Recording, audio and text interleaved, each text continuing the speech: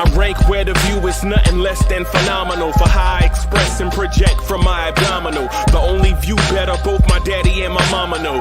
No living parents, my sons give me balance. My wife is my serenity, this mic is my identity. The world is foul enough, that's why I write without obscenities. Provoking danger with broken language and spoken anguish.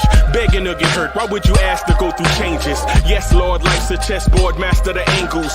Control the tempo, be the one who holds the info. Acknowledged knowledge is just as deadly as machete swings. When spoken, the truth is as potent as that Medellin. While others swear the style is free, I just let it ring. Our time is undervalued, soldiers make us better kings. My fans on my shoulder, reaching after better things. Today I take the shot, for them I'd rather set the screen. My mama told me follow my dreams. My daddy told me get it by any means. Stand tall, make him bow to a king. But I've evolved, you can see the resolve. Look in my eyes when you speaking to God. Life and for those who we caught up in using what I was taught with the muse. I guess they call it proving I'm more than an artist. Penciling out my darkest while stenciling out a harvest. And storing what gets me from A to B, just like garages. Instrumental with collages. Envision what I've been drawing. Broadway to give you rhythm like the great Lena Horne. So bent on, found comfort in the storm. Find peace and on when you see them others perform. Organized chaos, outcasted like hey ya. You party people in the place to be. What's good? It's the number one Chief Rock Knicks Universe, main man, Uncle Freezy, about to rock the spot. Welcome to the Knicks at Night podcast, the premier Knicks in the nighttime show. Be sure to subscribe to the channel, hit that like button, join the family, support. We are here to talk that talk the way that y'all like to have that talk to y'all. Salute. Andios is in the building. The son of the legend, the Kerry Cox is in the building. Namar is in the building. What's good? The original DSJ is in the building. Daniel Berry Sports Highlights is in the building. All right, man. I see y'all. Gaming is in the building. Salute.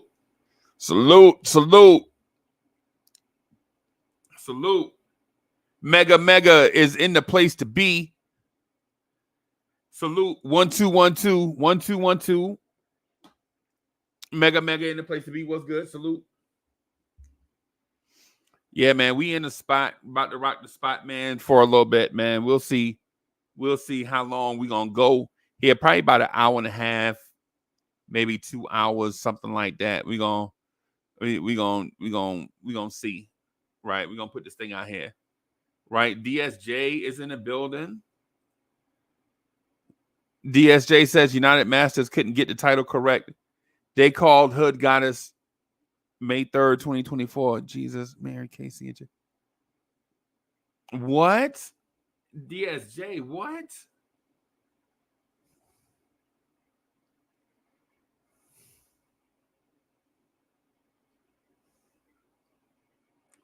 Yeah, man. Y'all hit them like buttons, man.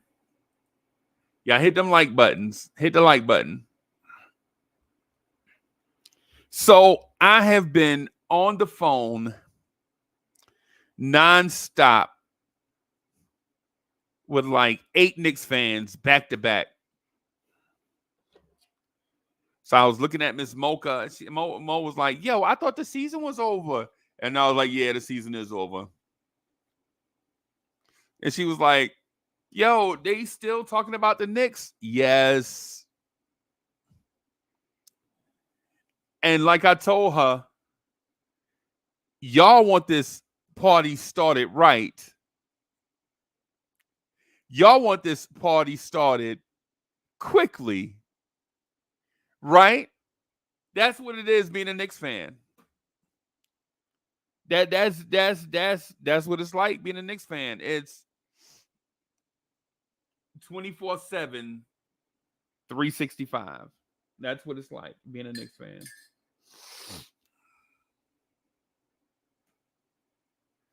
Right? Andios is like BIM. DSJ said, but May 3rd, 2024 is available on all streaming platforms. Wow, DSJ. Wow.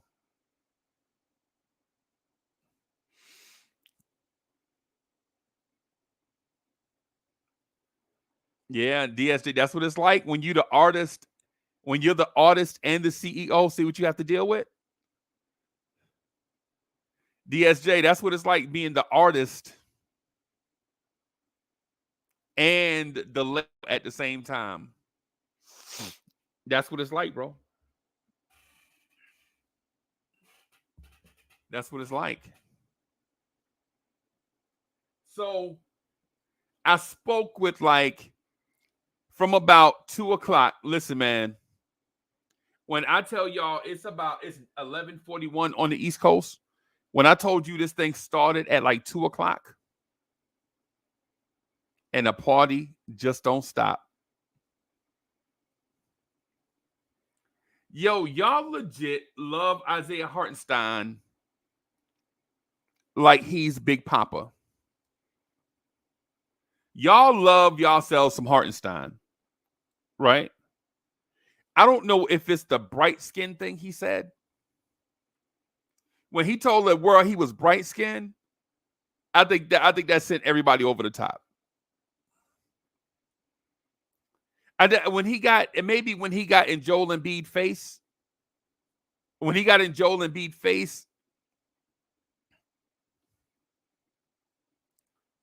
in the blowout. Remember the blowout? We were blowing him out, and Joel Embiid was about to do something dirty, and Big Papa was like, "Y'all remember the blowout? Remember we blew Philly out in the regular season? Remember Joel Embiid was was on the street 30 points and 10 rebounds for a million straight games, and Joel Embiid got some air in his chest and said something, and Big Papa was like, Big Papa got your hook up.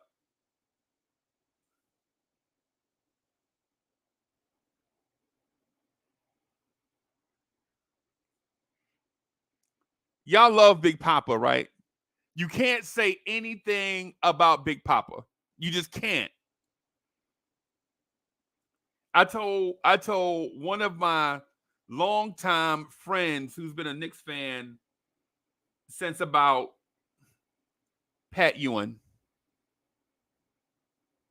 One of my longtime Knicks fans who's been a Knicks fan since about the Pat Ewing era, right? Since about 85, 86, 87. I was like, I'm not paying Hartenstein. And before I can get out, ... he went off. Oh, yeah, we paying Big Papa.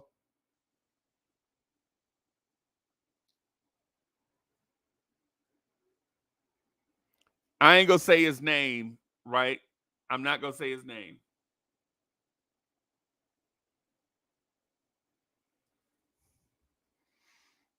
Right? I'm not going to say this person's name. They're not in the chat yet, but they should be in the chat shortly. But before I could say I'm not paying Hartenstein, before I could finish that sentence,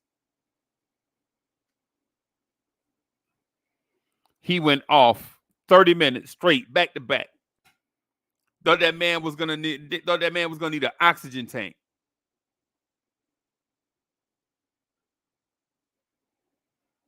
Thought that man was gonna need an oxygen tank the way he went off.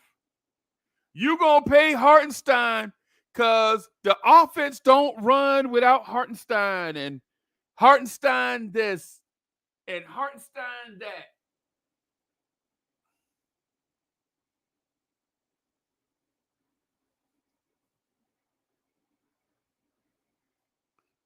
This team wouldn't be where it is without Big Papa, Uncle Freezy.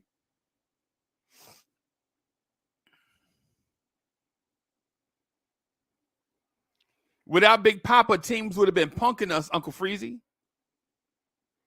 You remember last time when he almost went upside Bam Adebayo's head, Uncle Freezy? You remember that?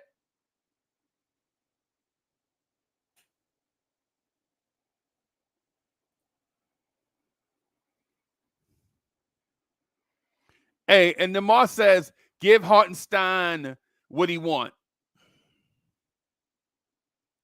Give that man what he want. Okay.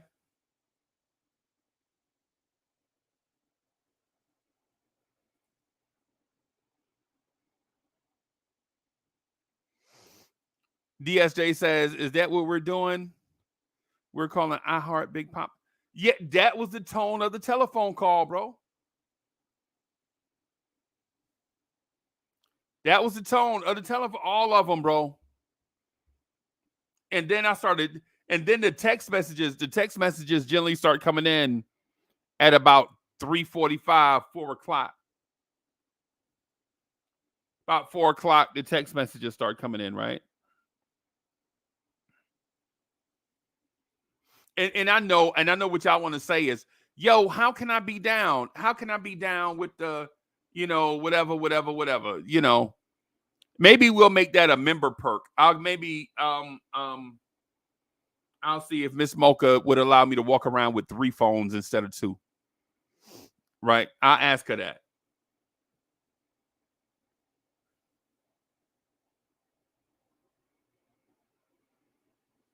Right. I'll see if I could walk around with three cell phones instead of 2.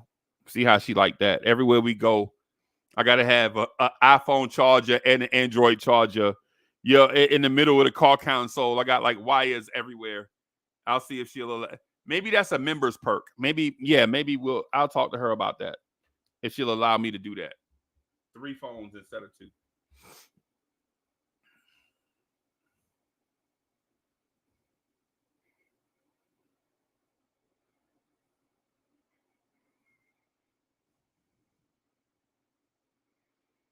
Here's the thing. Once the text messages started, though, with the Uncle Freezy, don't you ever say a bad word about Isaiah Hartenstein. I was like, yo, where did this love for Hartenstein come from?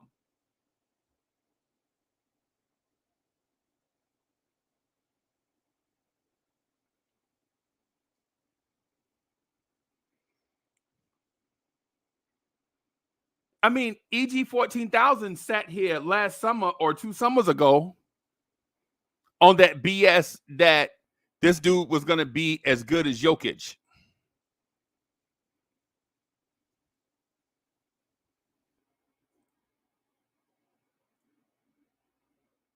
That man is not as good as Jokic. I'm just going to say that.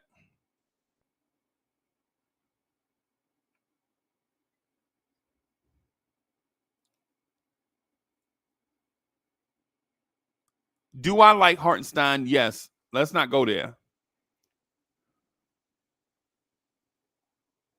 Do I like Jokic? I mean, do I like Hartenstein? Yes, absolutely.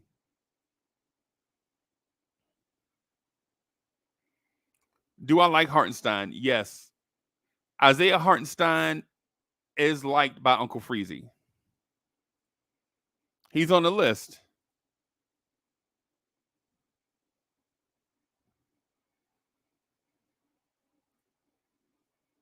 I'm looking for his number. I'm sorry, y'all. I'm looking for his. Okay, there it is. Hartenstein is 7 points, 8 rebounds, 8 points, basically 8 points, 8 rebounds a game. 2.5 assists over 25 minutes.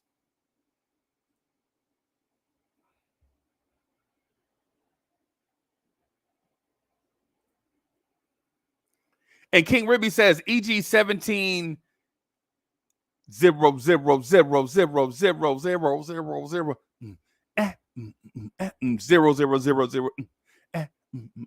0 0 0. Yeah. He was wrong. Right. DSJ says, I thought a $16 million a year contract would be reasonable, but if he's getting paid that much, he needs to start doubling his output statistically. I am going to make the Big Papa fans angry tonight. I'm going to make the Big Papa fans angry tonight. And it's not because I dislike Big Papa. Because I like Big Papa.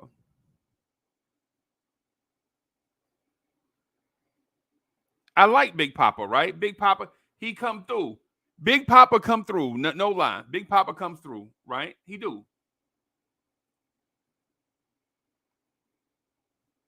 Salute to King Ribby. Salute to the rap, the artist King Ribby. King Ribby probably on his 4th shower of the day. He stay clean, bro. Ain't nobody cleaner than King Ribby. Right? Y'all know what RM stands for. King Ribby is a real man. That's what RM stand for. King Ribby is a real man. King Ribby, real man. That's our guy. Salute to King Ribby. King Ribby is from the greatest borough that God ever created, Brooklyn. Salute to Brooklyn. Brooklyn, stand up.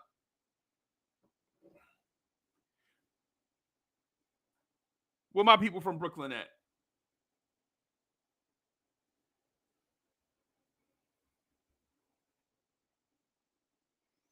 Salute to the greatest borough God ever created, Brooklyn, New York.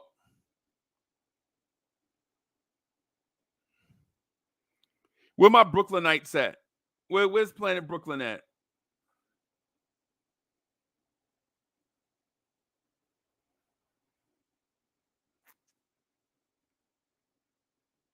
So here's our thing. Here's our thing, right? Here's our thing.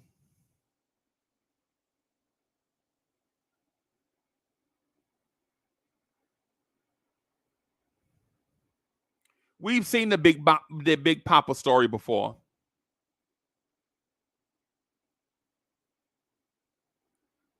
We have.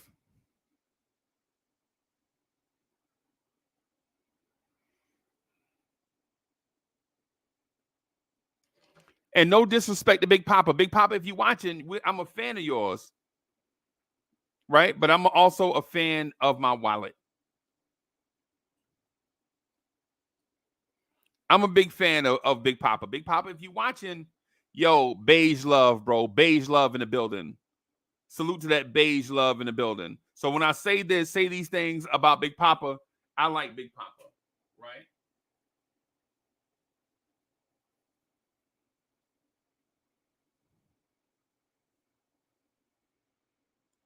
But we've seen this story before.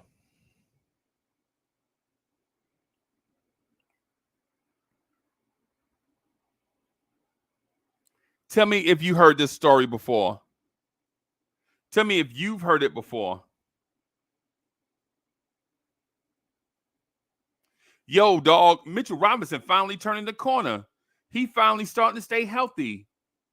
Mitch might be, if Mitch keeps doing this, he might be an all-NBA defender.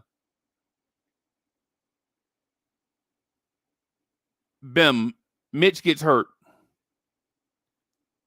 The expensive backup we paid.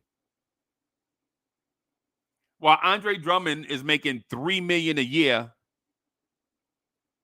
the expensive backup we paid, Nerlens Noel, comes in on the cheap.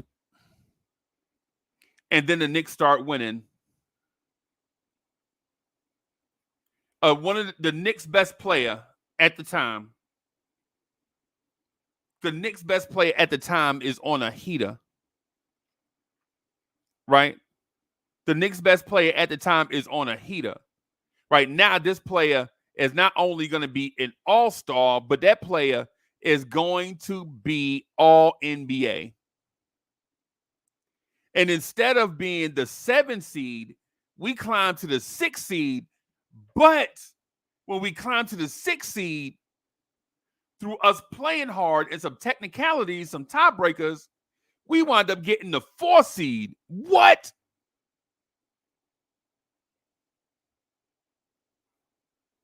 We wind up getting the 4 seed against a team we feel confident that we can beat.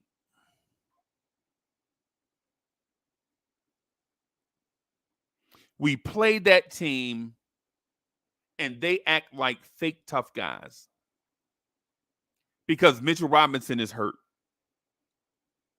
We play that team, they act like fake tough guys, right? And then our backup big is like, no, I'm a Knick for life. I'm not standing for that. These are my teammates. And the narrative goes from, hey, this journeyman big was only here to be the backup to, oh, he got our back. He got heart. He got to be a starter. We got to pay him. And then we paid Nerlens Noel 3 years, $30 million. After Nerlens Noel played for 52,000 million teams,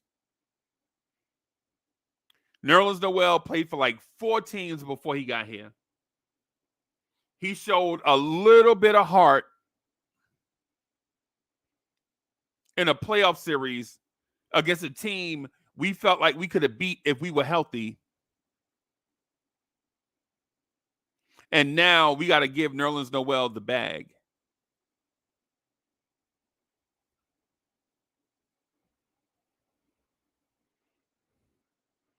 Well, we give Nerlens Noel the bag, and Nerlens Noel played 26 games out of 80 and never played another game for the Knicks the next season. Now, fast forward 3 years later. Oh, my God, Mitch is hooping, bro. Mitch looks like a all-defensive candidate if he could stay healthy. This backup center we got, bro, he hooping. If we can keep both of them together, bro, that might be something. Bim, Mitchell Robinson gets hurt. The backup enters. The backup is barking in people's face. I better never see you disrespect the garden like that, or whatever the journeyman big men say before they actually get the bag. You never know what they say. He probably saying something like, I was born in the garden, whatever they say, in order to get the bag.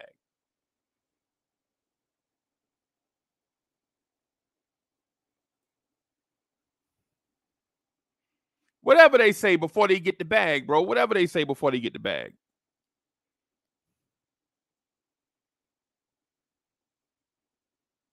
Right? Whatever they say before they get the bag. Bro, I'll die for this.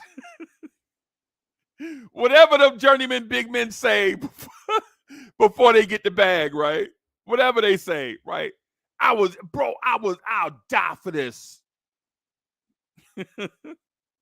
Whatever they say, right? Before they get the bag. Who knows what they say, right? I better never see you lay a finger on Brunson. We brothers. Whatever they say before they get the bag, right? And I'm not saying Big Papa is like this, right? I'm not saying that Big Papa is like this. I like Big Papa, right? I like Big Papa. Right? But with Nerlens Noel, people was talking to me about the uniqueness of his skill set. Oh, Nerlens Noel is so unique. He's a rim run. We never had a athletic guy like Nerlens Noel. He's so fast. He's so twitchy. Bro, you've never seen Nerlens Noel has heart.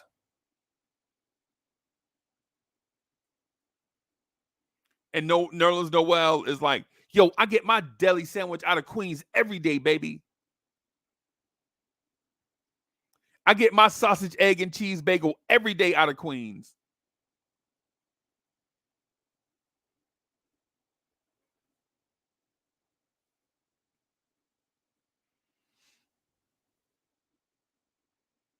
Whatever it is, whatever journeyman centers say in order to get the bag. Right? Whatever they say. Like Robin Lopez. Yeah, bro, and nobody's scoring in the garden. Nobody's scoring in the paint in the garden while I'm alive.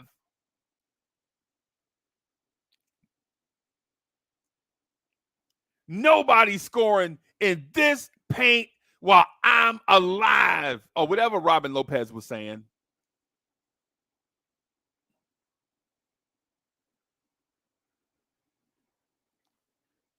Nerlens Noel legit blocked Joel Embiid and was on the floor holding the basketball like, I'll die for this.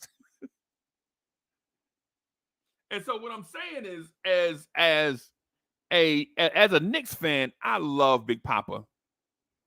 Right? I love what Big Papa brings to the floor every night. Big Papa got the hookup. Right? I love Big Papa, right? Big Papa be out there protecting our players like they've been playing together for 5 years. Big Papa out there protecting our small Knicks players like they went to college together. Big Papa is on the podcast like, yo, he pouring out his heart. Big Papa pouring out his heart. Yo, I was a second round pick. You know, the Brooklyn Nets did me dirty. I always hated Brooklyn for that. I always wanted to go to a place where I could repay Brooklyn every day. I should have got drafted 15th and I got drafted 43rd because Brooklyn did something to me. I always hated Brooklyn. And we love to hear stuff like that. We love to hear the story again and again of how it all got started way back when. We love Big Papa for that, y'all.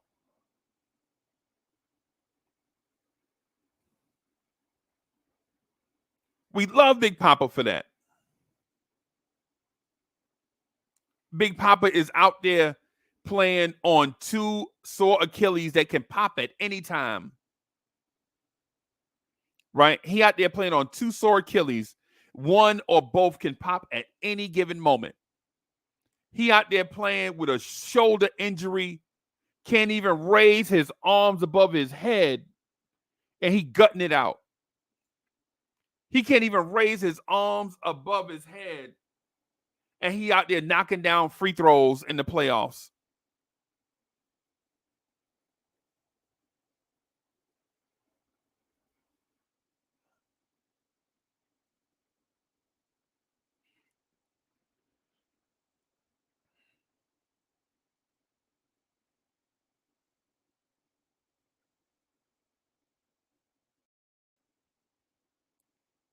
Hey, Best of Worst says, if we lose our heart, we have some options. One, Mitch is still here. We can go after Drummond or Mo Wagner. Maybe even sign Wiseman and have him learn defense from Tibbs as our third center. Tibbs can go. Oh, boy. Best of Worst. Watch yourself. Watch yourself, bro. Not from me. I think that's reasonable. But the people that love Big Papa, they ain't trying to hear that, bro. They are not trying to hear that. They're not trying to hear that, bro. I was told today that I'm a Boston Celtics fan. Yo, legit, somebody told me today that the only reason why I'm talking about this type of stuff is because I was wearing that yellow hat. You a Pacers fan, Uncle Freezy? Nah, but my mama bought me that hat, bro. You know what I'm saying? Mom Dukes bought me that hat. You know what I'm saying?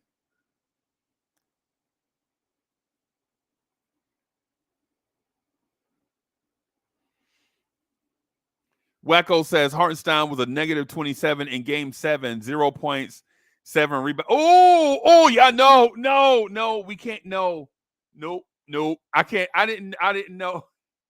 Wacko, I didn't know what that said. Every time I see your name, I just click on it. I didn't know you was going to say that. I didn't know Wacko was going to go there. But there are 3 people specifically that I have to call out right now.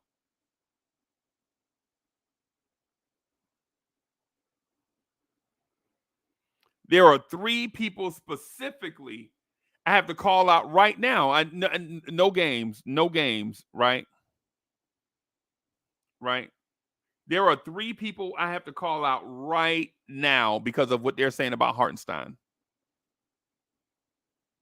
Right?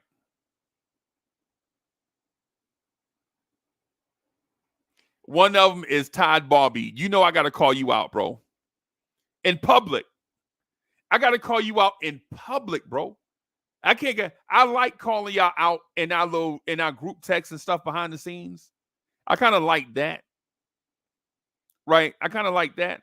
But I got to call you out in public, bro. But hey, for the chat, I did ask him permission. Hey, listen, I abide by the man code. I asked him straight up, bro, can I call you out in public? And he's like, what you calling me out for? And I was like, yo, you love Big Papa, bro.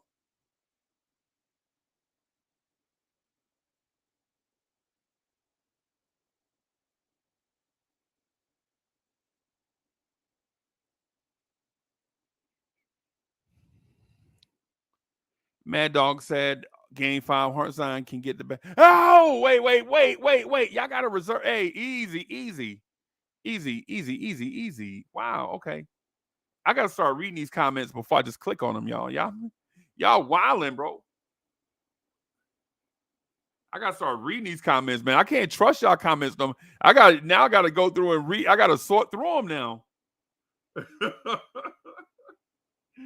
Yo. I think I gotta sort through these comments first, bro. Hey, easy, relax, y'all. Listen, I know y'all love Big Papa, right? I get it. I get it. I like Big Papa, right? But there are certain things that are mentioned, and when they are mentioned, I listen to them and respect them. Right? Like, for instance, when someone says, when injuries occur, it's a next man up mentality. Hey, Kerry Cox, have you ever heard that before? When injuries happen, we have to adopt the next man up mentality. Tell me if that's not a saying that surrounds the Knicks. Somebody tell me otherwise, because if it's not true, I'll go back and set the record straight.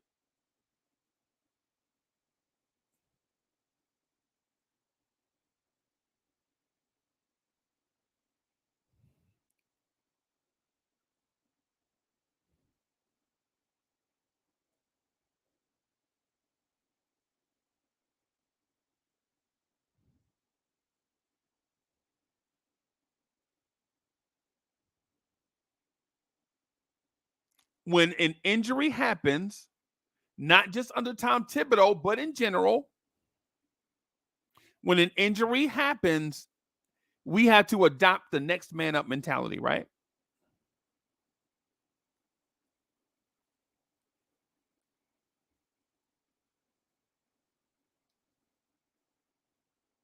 When OG Anunoby, Bogey, Mitchell Robinson all went down in the series, Isaiah Hartenstein got you 0 points in a Game 7 at home on his own floor.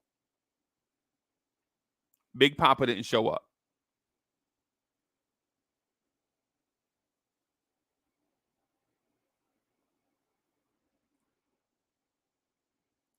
DSJ said this has to be the mantra of the Knicks. Tom Thibodeau is head coach. Yeah. Nah, okay. Yeah, that was okay. That was a yeah. That was yeah. That was a random shot at Tibbs. Yeah, but still, our starting center scored 0 points in a Game 7 at home.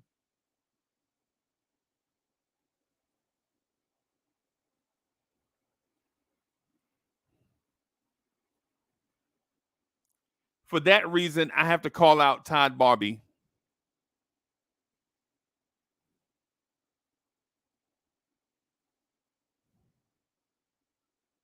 That man scored 0 points in a Game 7 at home. 0. That man scored, and here's the thing. Okay, if that's an anomaly, then what about Game 6 in Indiana where he scored 4 points? Because people were talking to me. I was told he was brought here because of what he does for your offense.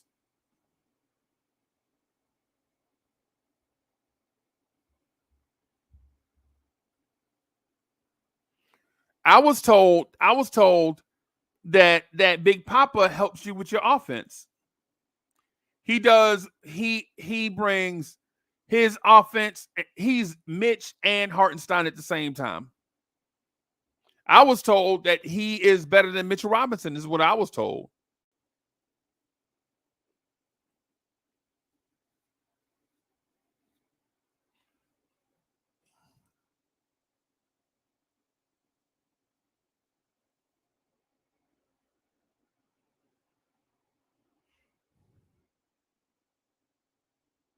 That's what I was told.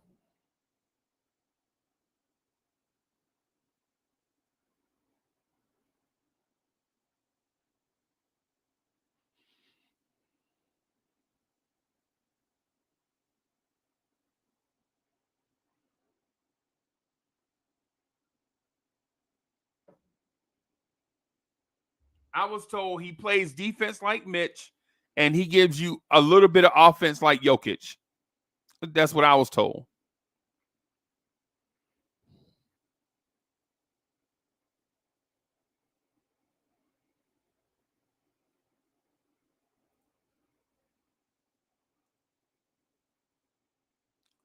E. Gibson in the building says, not negating iHeart's poor performance in games 6 and 7, but overall, he had a solid season for us.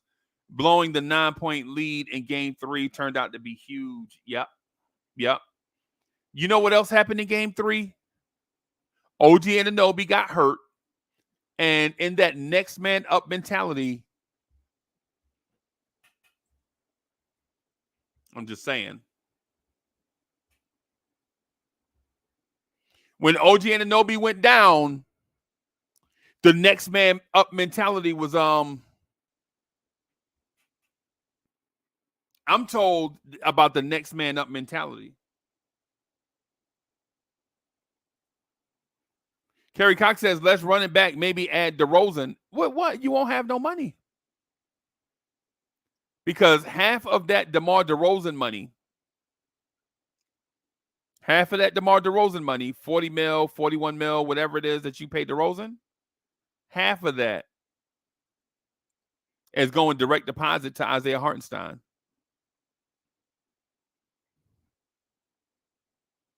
You let Bogey walk, you let Hartenstein walk, you can have DeMar DeRozan.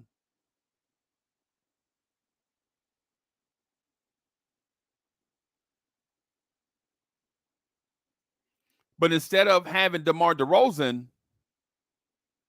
you're going to have Isaiah Hartenstein and maybe Bruce Brown.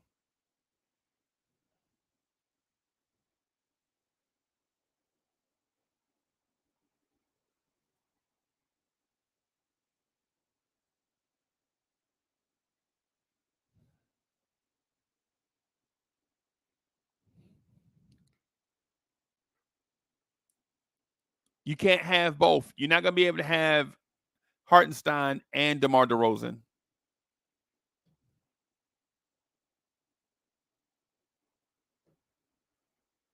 You can't have both.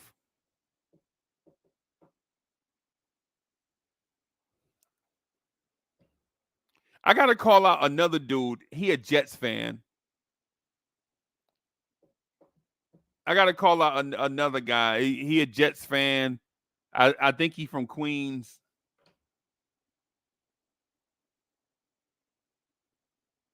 The Jets fans from Queens is a person I got to call out, right? He told me that he is paying Hartenstein whatever it takes because he don't want to see Hartenstein go somewhere else and turn into a top 10 center.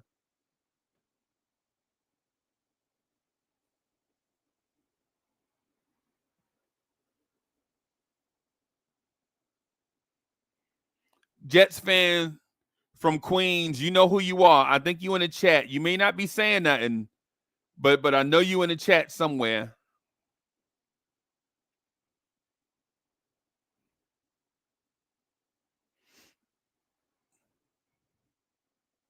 The man told me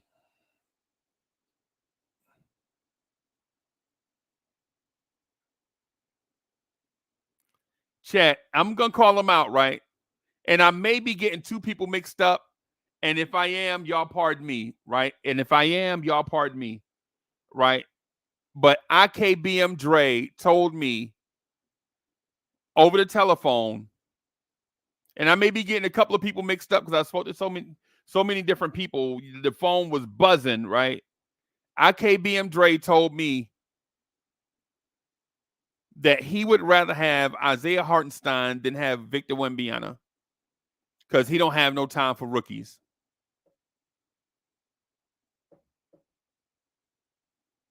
This is what I was told. We ain't got no time for rookies, Uncle Freezy.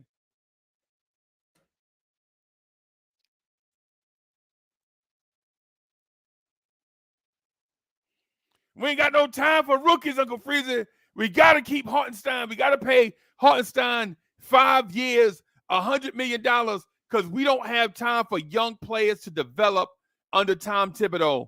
I was like, what about Wemby? I'd rather have Hartenstein than have Wemby.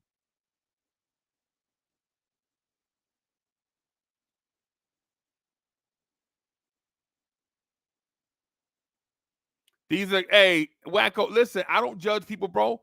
If that's their opinion, that's their opinion. You know me, I'll sit here quiet. Bro, you know I'll sit here quietly when people state their opinion, bro. Unless it's something bonkers.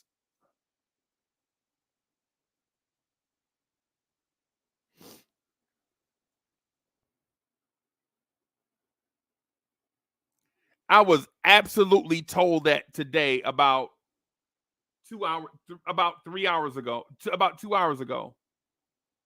About 2 hours ago, I was told that they'd rather have Isaiah Hartenstein over Victor Wembanyama because the Knicks are championship contenders and Tom Thibodeau doesn't develop rookies. That's what I was told. Tibbs is not going to play rookies or young players. All these things are false, right? All these things are false, but the people that love Big Papa, they don't want to listen to alternatives. There is no alternative. Big Papa is getting 5 years, $100 million. He's going to be the starter, do or die. Do or die. Big Papa is the only answer at center. I was a grown man on my telephone said they would rather have Isaiah Hartenstein, Big Papa, on this roster than Victor Wembanyama because of continuity, and we're in a championship window.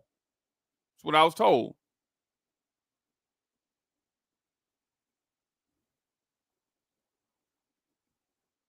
That's what I was told. Salute to all our people watching us on X. It's like 9 or 10 of y'all on X watching us. Hey, salute to y'all, man. Salute to X, man. Y'all follow, hit the follow button so y'all can hear wild takes like this. A Knicks fan told me that they would rather have Isaiah Hartenstein over Victor Wembanyama because we're in a championship window and Tibbs don't have time to develop rookies.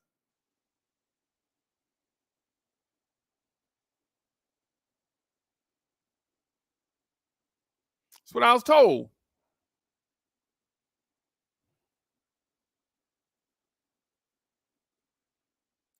IKBM Dre, if you out there somewhere watching, bro, I told you I was going to say it, bro. I told you, bro. And I asked his permission, too. I have it. I asked IKBM Dre for permission. I was like, yo, do I have permission to call you out on this?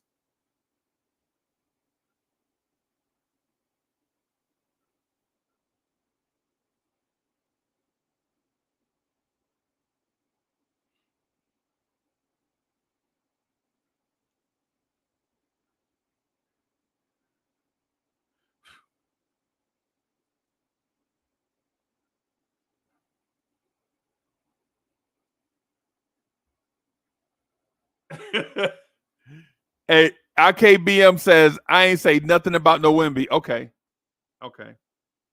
So it may not have been IKBM Dre, but it was somebody. It was one of y'all. One of y'all said it.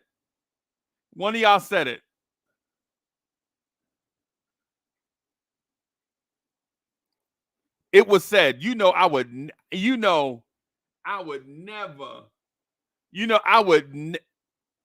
I ain't boxing. Y'all have been around me long enough for y'all been around me forever. Y'all know I'm not boxing myself in for nothing. Right? I'm the Jay-Z of this. I'm taking on new information all the time. Right? I'm the Jay-Z of this, bro. Hey, listen. If you smart, I'm gonna listen to you. I ain't never listen, I'm never planting a flag, bro. If you're a smart person, I'm absolutely gonna listen to you. If you're smart and you can state your point, if it's worth hearing, I'm absolutely listening. I'm not planting my flag on no center position. Y'all know me. I always want data. I always want information. Somebody told me, like, yo, Uncle Freezy, I kept receipts. You said you like Ben Mathurin. Yeah. Yeah. Oh, yeah. Uncle Freezy, I kept, I keep receipts. You said you love RJ Barrett. Absolutely, I love RJ Barrett.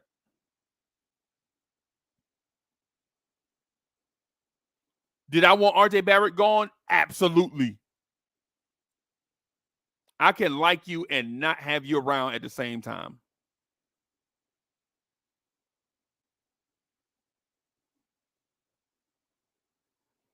I can like you from a distance. Y'all know me.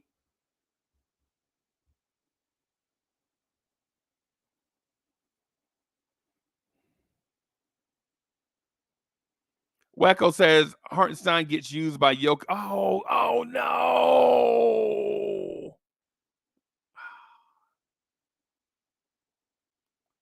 King Ribby says RJ slander. No, it's not RJ slander, bro. It's not RJ slander. King Imbert is in the building. Salute. My thing with Big Papa is this.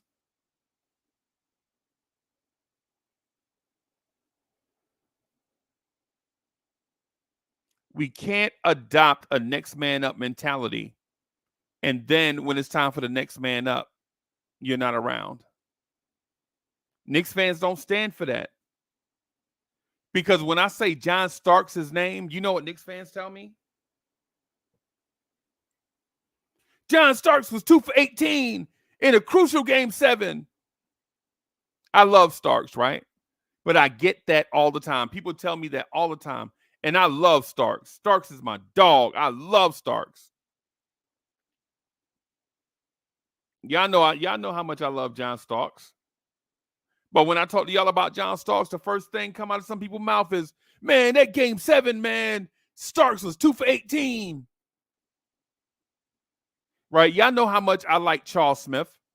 Right? Y'all know I like Charles Smith, but every time I bring up Charles Smith's name, Charles Smith couldn't even hit a layup on Scottie Pippen.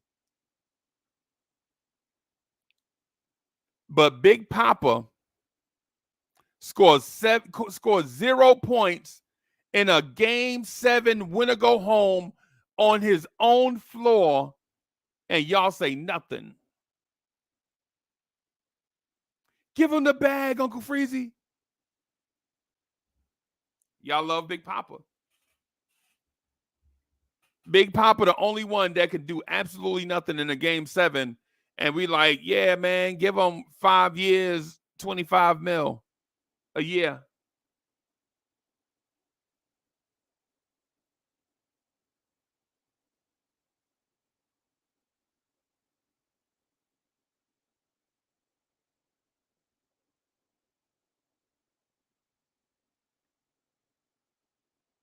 We legit, I cheer like we legit, I cheer like Yo, give Hartenstein the bag. It don't matter if he scored 0 in a game 7 on the road. I mean, at home with the season on the line on our own floor. That don't matter because when he played Jokic back in January, he scored 20.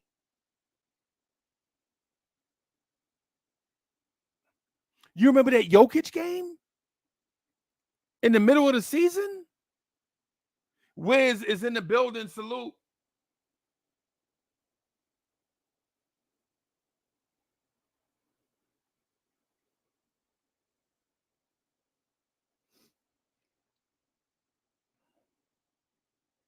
None other is in the building. Top Notch T is in the building. Salute.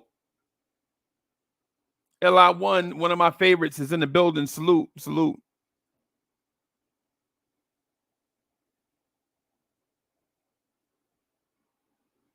Yo, Allah Wise is in the building. My guy, Allah Wise, is in the building. Salute. Salute. Man, I love that man intellect. I love that man intellect. Allah Wise, that's my guy. Nobody talk to you man to man like Allah Wise do. That's for real. That's real talk.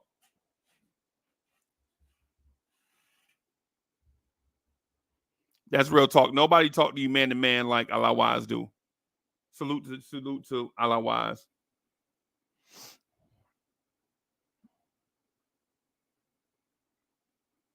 But we want to give a guy that scored 4 points in 2 elimination games. Game 6, he scored 4. Game 7,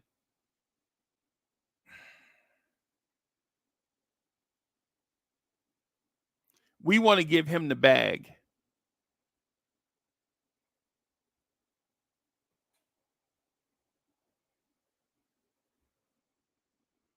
And I know we love Big Papa. Big Papa's our guy. Big Papa's our guy. I like him. I like Big Papa, but Big Papa, look.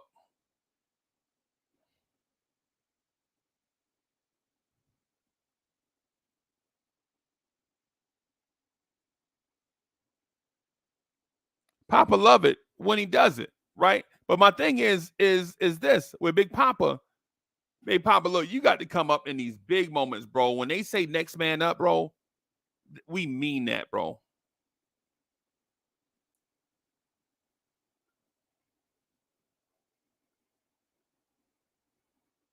Big Papa, next man up, man.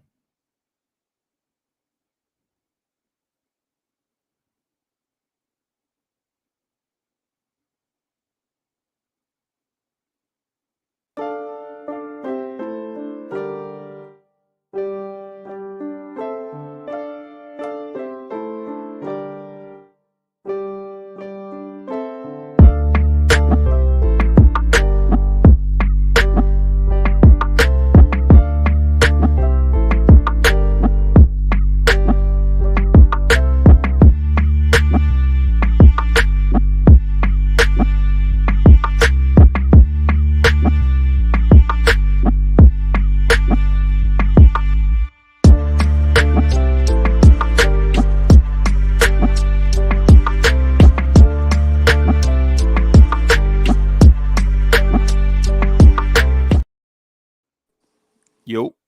Salute to the chat. Salute to you, Freezy. Bro, are you getting, bro? What's up with Knicks fans getting I heart tattoos, bro? I don't know what that's all about. I was summoned though. The spirit of Jesus told me to come into this stream yard, Freezy. Oh wow. Wow, you sure it wasn't just Big Papa? I mean, I'm not gonna call. I'm not going to refer to nobody but my father as Papa. Okay. But I'm saying I thought you had to do that if you were part of the Church of Hartenstein. Oh man, the Hartenstein acolytes. Yes. You know they selling a book now. You saying they're like Scientologists? Hey man, I don't know. I'm not in there with them, but I'm just saying it just seems as if They selling books now, bro. I think they taking over Hollywood. He's making it sound like it's Hartenstein witnesses. Yes. I They talked to go, about 8 of them today, trust me.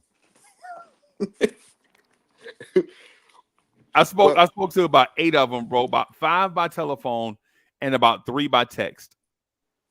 and they all vehemently disagree with you. They think Hartenstein right now is a top 7 center in the NBA. Ah, well. Before I answer that, name your top whatever that's ahead of Hartenstein. Doesn't have to be in order. Me, Just centers that you have ranked against above him. okay. So can I tell you my stance first about the center position? Let me do that Oh, first. That way, I kind of have an idea what it is already, but explain to the chat out there. it's in my mind, the center's position should be center by committee, right? Not because that's the wave, but that's because of how Tom Thibodeau goes through centers during the course of a season. A center under Tom Thibodeau is not going to stay healthy. He's just not. So sounds like you should pay 2 of them, man. I want to pay 4 of them. But you want to pay them like $3 million each. Yep. But I pose this question to you. Of the contenders out there, top whatever, how many of them are all just how many of their big rotation is just making $3-4 million? Everybody doesn't have Tom Thibodeau as their coach, bro.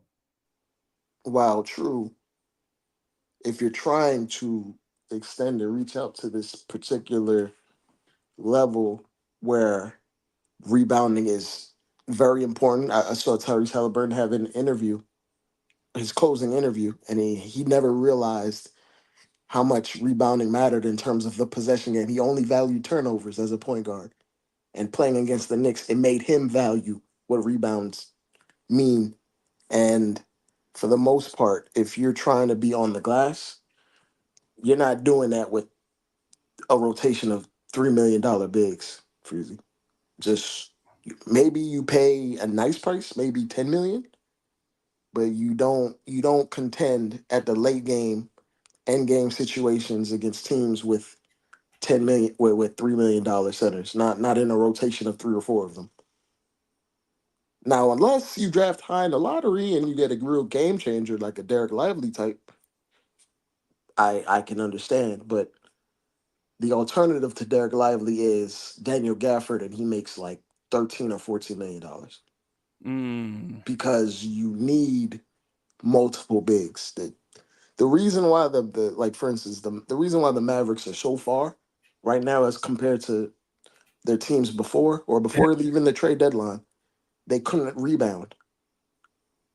And because now they control the possession game and have 2 all-star superstars, it helps them have a greater margin for error every game. They're not getting destroyed on the glass. And you're not doing that with Mo Bamba types out there trying to get rebounds for you.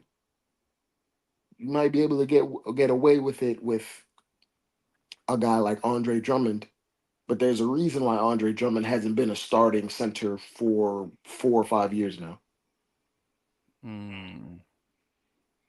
So while I can understand not overcommitting to the center position, you can't expect solid production paying nothing at that position. It's like you're trying to make it sound like the running back position in the NFL. It was like, why would I pay a running back? I could just draft another one and plug him in. Unfortunately, the learning curve for a big man that isn't a supremely talented one is very steep. Evident by what you saw with when we drafted Mitch Robinson, and he had the talent, but it took him about 3 years to figure out how to play basketball. Right. Not everybody's lucky enough to draft a Derek Lively. How long did it take Hartenstein? 4 years. Right. How long did it take Nerlens Noel, you think? He's still learning, right? I mean, you can't teach hands, unfortunately. Yeah, you can't teach coordination, right? Yeah. You can teach defensive positioning, but you can't teach catching the ball, unfortunately. Yeah. And I understand you don't want to overcommit and then turn around and you have all this money on your books for two guys that may or may not be productive for you in the future. But my thought on it is, I think it's best you pay Hartenstein because his floor is solid enough to redeem value if you need to move him in a trade, if you need to move salary in a trade, because you're not going to be able to trade with a team that may want a center back instead of a bunch of guards with decent money. They may want a center back in a potential deal, and you could pick between Mitch Robinson or Hartenstein that make $17 to $14 million as a salary filler. Like in my mind, you don't pay Hartenstein and Mitch to be on a team for more than 1 year this upcoming season. Now, if you pay Hartenstein, you got to make a decision on moving one of them between the deadline or the following off season. You don't pay two to keep them for multiple years, but you pay two to have the flexibility to have movable salaries and an attractive piece between two players that have high enough floors to be attractive to another team. Now, when you want to trade and make your big trade that consolidates the team, you don't want to put yourself in a position where a team might ask for, a team might want a center back, or they might view this particular guy as attractive, but the only movable salary you have on your team is a bunch of the Villanova guys who are a bunch of guards. Right. You don't want to lock yourself into being less of an attractive trade partner. And with the way this team is being set up, it's looking like we're trying to compound as many attractive deals as possible to make the consolidation trade appear much more convincing or appealing to another team. And I think like you pay Hartenstein and then you decide what to do with Hartenstein and the Hartenstein and Mitch combination, whether the trade deadline or the following offseason. But you don't just let him go for nothing and then replace him with. I'll even go with your point of view. Maybe you can go with the DeMar DeRozan type guy, right? The way Chicago's being delusional, they actually might pay that man $40 million a year. But say he can fit in that slot where it's what $20 million for Bogey and that 10 million to 15 to $17 million that Hartenstein can get paid. Yeah, y'all giving I, them I 17 million off rip. It's 18 million. I don't hate it, but I also know like we have an established floor, and if we were to do that trade, the only center we have on this team, which is a Tom Thibodeau coach team that needs consistent play from a center position at all times. The only center that you'd be relying upon is Mitchell Robinson, and he hasn't proven to be healthy. So then when he goes down, our established floor goes down severely because who are you going to put in there? A rookie center, unless we trade up, and there's a learning curve for most centers that get to the league, or you bring back Sims, or you sign some mediocre big for $3 to $4 million, and that's your center behind Mitch. And if you notice, Freezy, in the time that we went when Mitch was out, and in those games that we didn't have Hartenstein, it was some of the most putrid big man play imaginable when you're relying on fringe NBA players or mediocre centers to fill that role that Tibbs needs or wants out of guys.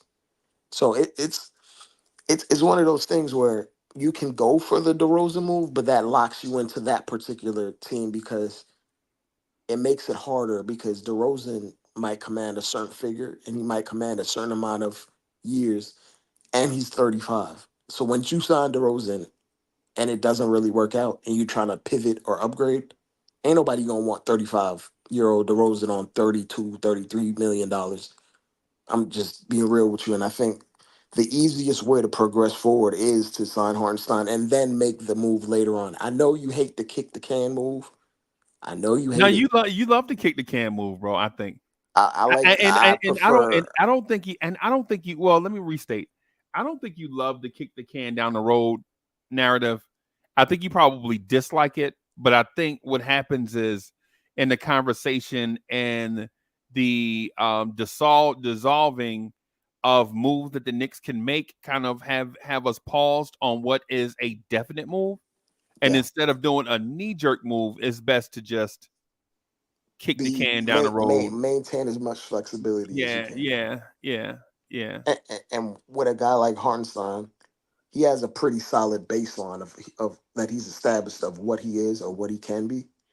So does Mitch. Like you plug in these guys on any team, they're gonna do basically what's expected of them.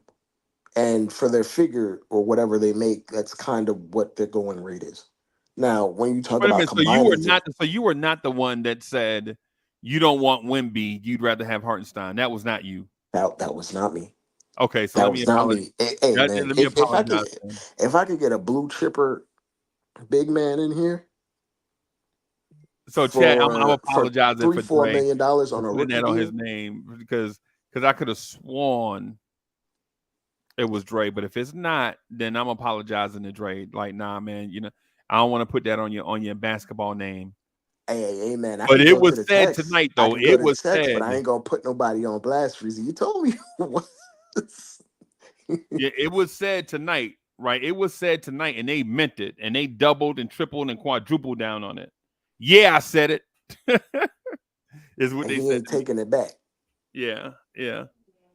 So it's one of those things where it's like I think you're far more easier to put a Hartenstein deal in a trade, even if he makes 15 to 18 million dollars to a team that might be able to take him on because you have several nice deals across multiple positions that can be enticing to another team. Whereas if you put a lot of money into like a DeMar DeRozan type deal and it doesn't really work out, there aren't too many teams that are interested in taking DeMar DeRozan on, say, hypothetically speaking, a 3-year deal for $90 million or something like that. It's just not enticing, especially the first year.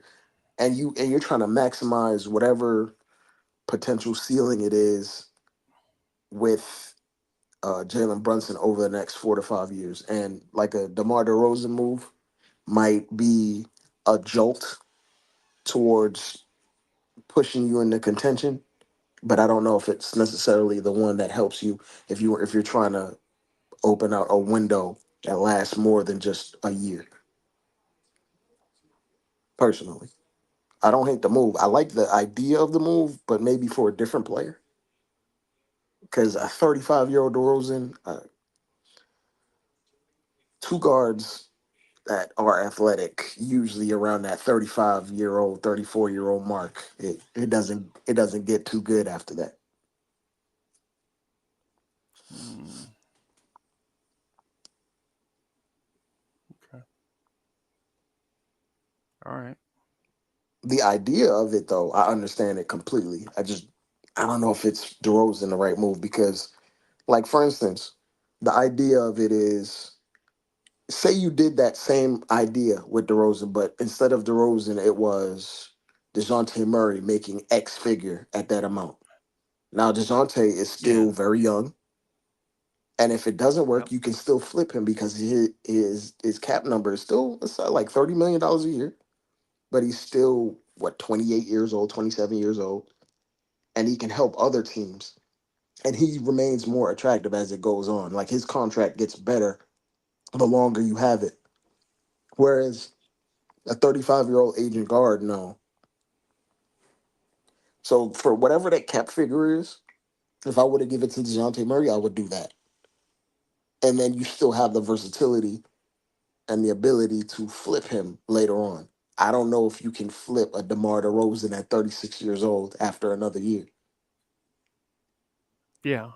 It's all about like it's you ever seen like those shows where a guy trades a pin and he keeps selling selling things on eBay and flipping and flipping and flipping. Yeah. It's Yeah. all Yeah. about maintaining your value and then flipping. I mean, it's not necessarily. It's basically like trading assets over and over until you get Right. maximum value. It's kind of like basically what the Warriors did between trading like D'Angelo Russell and getting Andrew Wiggins. They kept trading up and finding matching pieces in Right. order to and maintain like that max slot over and over. I'd Okay. rather do it that way with a younger, more attractive piece that has value around the league rather than pay DeMar DeRozan, hypothetically speaking, $35 million. And if it doesn't work the first year, because number one, DeMar is not going to go for a 1 year deal. He's not going for a 1-and-1. Of He's trying course to get not. paid. Of course not. Yeah. So once you lock yourself and it doesn't work, or even if it does work, it's still not really an attractive trade piece. Not for a star. A team that wants a star or a team that's trading a star is not going to be like, yeah, I'll take DeRozan for my 26-year-old superstar. No. They'll just be like, No. you better no, you no. They'll just be like, no, stop, get out of my phone calls. Stop texting me. Stop emailing me with this DeRozan talk. Yeah. Now, So if you tried to trade for a 27-year-old star and your main piece to that trade is a DeJounte Murray because you acquired him, then they'll be like, oh, okay, I'll take DeJounte and some picks and another player. It's not like every. I mean, it's all contextual. Like it depends on who you're trading for and what you're trading. But like as far as the Hartenstein move, it makes you more. Just gives you more flexibility in terms of what we can do at the deadline and going after into the next summer. Now, I think the next summer is where we actually make the big splash. yeah, And that's what I heard. That's what I heard last year, though. I didn't say that. Well, Oh, wait, maybe wait, other people bro, said that. you telling me you didn't kick the can down the road last year? I kicked the can down the road, but I also said, remember, Freezy, I also said this summer is not the year where all the big trades happen. And lo and behold, none of the options out there are someone that we're actually interested in. I already said that. I already said, but I said early last year or even into the season, it's not going to happen this summer. It's going to happen the following summer or the next deadline. Okay. Lo and behold, unless Devin Booker winds up on the market, I don't see anything happening as far as a roster shakeup. I don't see a big consolidation move. Yeah, no, I don't. I totally disagree with what you're saying. Do you disagree with the roster shakeup, or do you disagree with the idea of them just running it back? All of it. Well, I mean, what happens and what you want to happen are two different things. Of course. Same with you. Right. Of Say that. course. So I Of mean, course. So what I'm saying is, for one, the idea that Isaiah Hartenstein is once in a lifetime front office find is ridiculous. For one, let's stop that right now. Oh my God, the Knicks are so fortunate that they found Big Papa. Now let's relax, calm down, relax, right? The fact that they you found speaking Big to the Papa is, Hartenstein fans right yeah, here. yeah, it's okay. I'm not saying I dislike Big Papa. What I'm saying is being in that mindset. Oh, the Knicks found a backup center. They'll never find another backup center. That's ridiculous, right? The fact that the Knicks not only found a backup center, but they developed a journeyman that had been on 3 or 4 teams is also ridiculous. Oh my God, the Knicks found a journeyman and got him right within their culture. That's also ridiculous. Right? I can point to numerous players on this roster that played for 2 or 3 or more teams that got here, found a home, and legit played their best basketball here. And it's not a coincidence that they've played their basketball here. That's not that's not a coincidence. It's not a coincidence that Josh Hart played for the Lakers, the Pelicans, and the Trailblazers, right? And then came here, and now he's Josh Hart. It's beyond a coincidence. It's not a coincidence that Dante DiVincenzo played for the Bucks, the Kings, the Warriors, got here and has found a home here. That's beyond coincidence, right? The fact that Isaiah Hartenstein got here, Hartenstein played for I don't even remember that he played for the Cleveland Cavaliers, in the Houston Rockets, in the LA Clippers, in the Denver Nuggets. A couple of them were two-way contracts. Hey, man. Hey, yeah, he was part of the organization, bro. Right? And here he got here and played his best basketball. I think what happens in the conversation is that we don't give Tom Thibodeau credit for developing young veterans, and credit to the front office for finding these young veterans, right? Finding them, bringing them into our system, and having them play their best basketball. The fact that we're talking about holding on to Hartenstein because of whatever gives me the sensation that Knicks fans don't think that the Knicks are good rummaging, finding talent, and developing it. And I'm here saying the opposite. I think not only do I think if Hartenstein walks away, I don't want him to walk away, right? But if he walks away, it's thinking that the Knicks can't find Goga Batadze somewhere, or a Jackson Hayes somewhere, a 24-year-old center that has played for maybe multiple teams, couldn't get right in their place, and then you bring them here, and then they can't get right here. They'll absolutely get right here, because we've proven if you bring in a guy that's about 24, 25, give him the opportunity to be something, he can absolutely develop here, right? I'll give you an example. The best three players on this team all started their careers somewhere else. Jalen Brunson is not a Knicks draft pick. Julius Randle is not a Knicks draft pick. OG Anunoby is not a Knicks draft pick. Those guys came here with something to prove. Given the opportunity, we developed them. And two of those guys, after they arrived, made all NBA for the first time. So when it comes to like the Hartenstein, oh man, you got to pay Hartenstein, you got to pay Big Papa 19 mil. Listen, if the Knicks give Big Papa 19 mil, okay, I'm cool. I like Big Papa, right? But the thought that the Knicks can't find a Jackson Hayes type guy out there to replace him and build him up and develop him here is beyond crazy to think the Knicks can't develop another guy. Hartenstein is the guy. Right. Yeah, that's beyond whatever. I mean, Freezy, I can give you other examples of where we got guys from other teams and it didn't work on the Tom Thibodeau. Right. So, I mean, there is always a chance. I mean, yes, you could find a 24-year-old. Or you could find a Cam Reddish and it just didn't work. Or you can find a Dennis Smith Jr. and it just didn't work. Was Cam Reddish? Or you can find the Alpha. No, hold on. Was Cam Reddish 24? Was Cam Reddish 24 when he got here? Cam Reddish was 22. 21? Dennis Smith Jr. Was Dennis Smith Jr. 24 when he got here? Around that age. But I can give you Alfred Payton. He wasn't.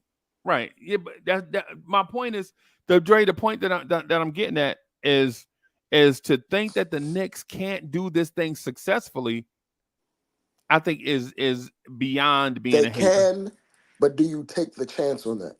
You would take the chance on that. Of course, a lot of organizations would not take the chance on that. The Knicks not only take chances, they take liberty with it. They rock with it. They enjoy it. And then they pay some of their guys that took that step. Right.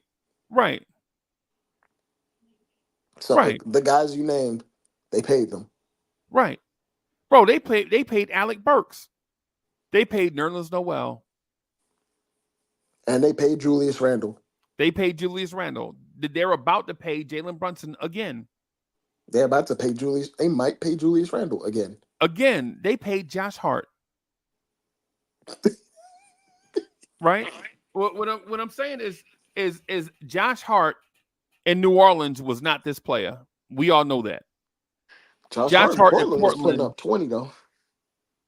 That man's splits were okay.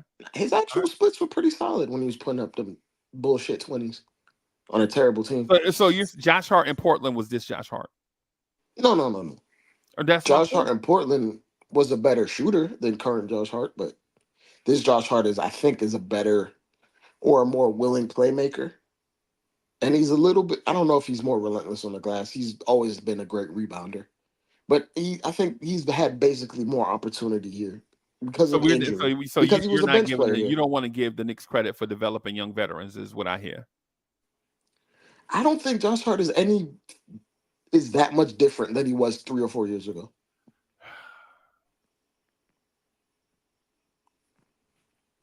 Sorry. I don't think he's that much different.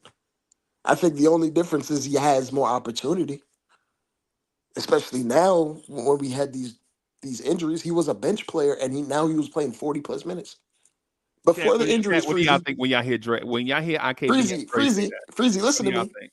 Freezy. Before the injuries, Josh Hart was averaging 6 points per game. Okay. When he was playing 28 minutes a night, he was averaging 6 point, I guess 9 points or something like that. You can look it up. So No, I'm not looking that up because you sound like a hater. it's not a hater. Yeah, He's the it's same Josh absolutely. Hart with more opportunity. No, he is not. Josh Freezy, he and averaged 6 points off the bench in 28 minutes before the injuries. nah, Josh Hart. Josh Hart impacts winning in New York. You know that. Oh, no. I'm He not. did not impact winning with the Lakers. He did not impact winning in New Orleans, and he did not impact winning in Portland. All He those was a teams were positive lottery player teams. by the net on the Lakers and on New Orleans. Now Portland, no, he wasn't. So But those okay, were also bad teams. He wasn't as much of a positive influence to change much on those teams, but he was still a positive player. But he wasn't. He wasn't this. He wasn't this indomitable, impactful player. He still isn't actually, personally. But I think he's a positive player. But I don't think he's not going to be an all-star if he plays 36 minutes a night. so the Knicks front office can't find young veterans and develop them, is what you're telling me. I don't think they developed Josh Hart. I think Josh Hart turns 30. How much development can he do? He's turning 30 like next season. Hmm. Young veterans, you talking about 24, 25. He was 28 when he 28. got here? He was 28 when he got here. Yeah. Nah, nah. He is who he is. Now he's being put in position, given opportunity to do what he does best. But has he improved? It's not a different basketball player. He's still a mediocre jump shooter. He's still turnover prone. He's still one of the best, if not the best, rebounding guard. That's always been his See, case in his entire I wasn't career. gonna go there, but okay. So what about Jalen Brunson? Jalen Brunson is an example of greatness and opportunity meeting at the same time. So he Yes, didn't. Tibbs gets credit. So the Knicks didn't develop him, right? Tibbs gets credit. Brunson gets a lot of credit because he was putting up 40 in the playoffs, even though he wasn't expected to before he got here. So so it's all Jalen Brunson. The Knicks don't get any credit. That's what it sounds like you're saying. No. I said the Knicks get credit, but I also give the player more credit for developing themselves. Like you an organization alone doesn't just make a guy jump from good to superstar or megastar. The onus is on the player to improve himself. Right. Like Then SGA the with the coaching Clippers. and the organization is to Like accept that. SGA with the Clippers, right? Neither organization had an impact on his greatness. They Like he traded looked him. one way with one organization, changes organizations, Freezy, and he then played all like of a sudden, one season on the Clippers. You can't right? use that example.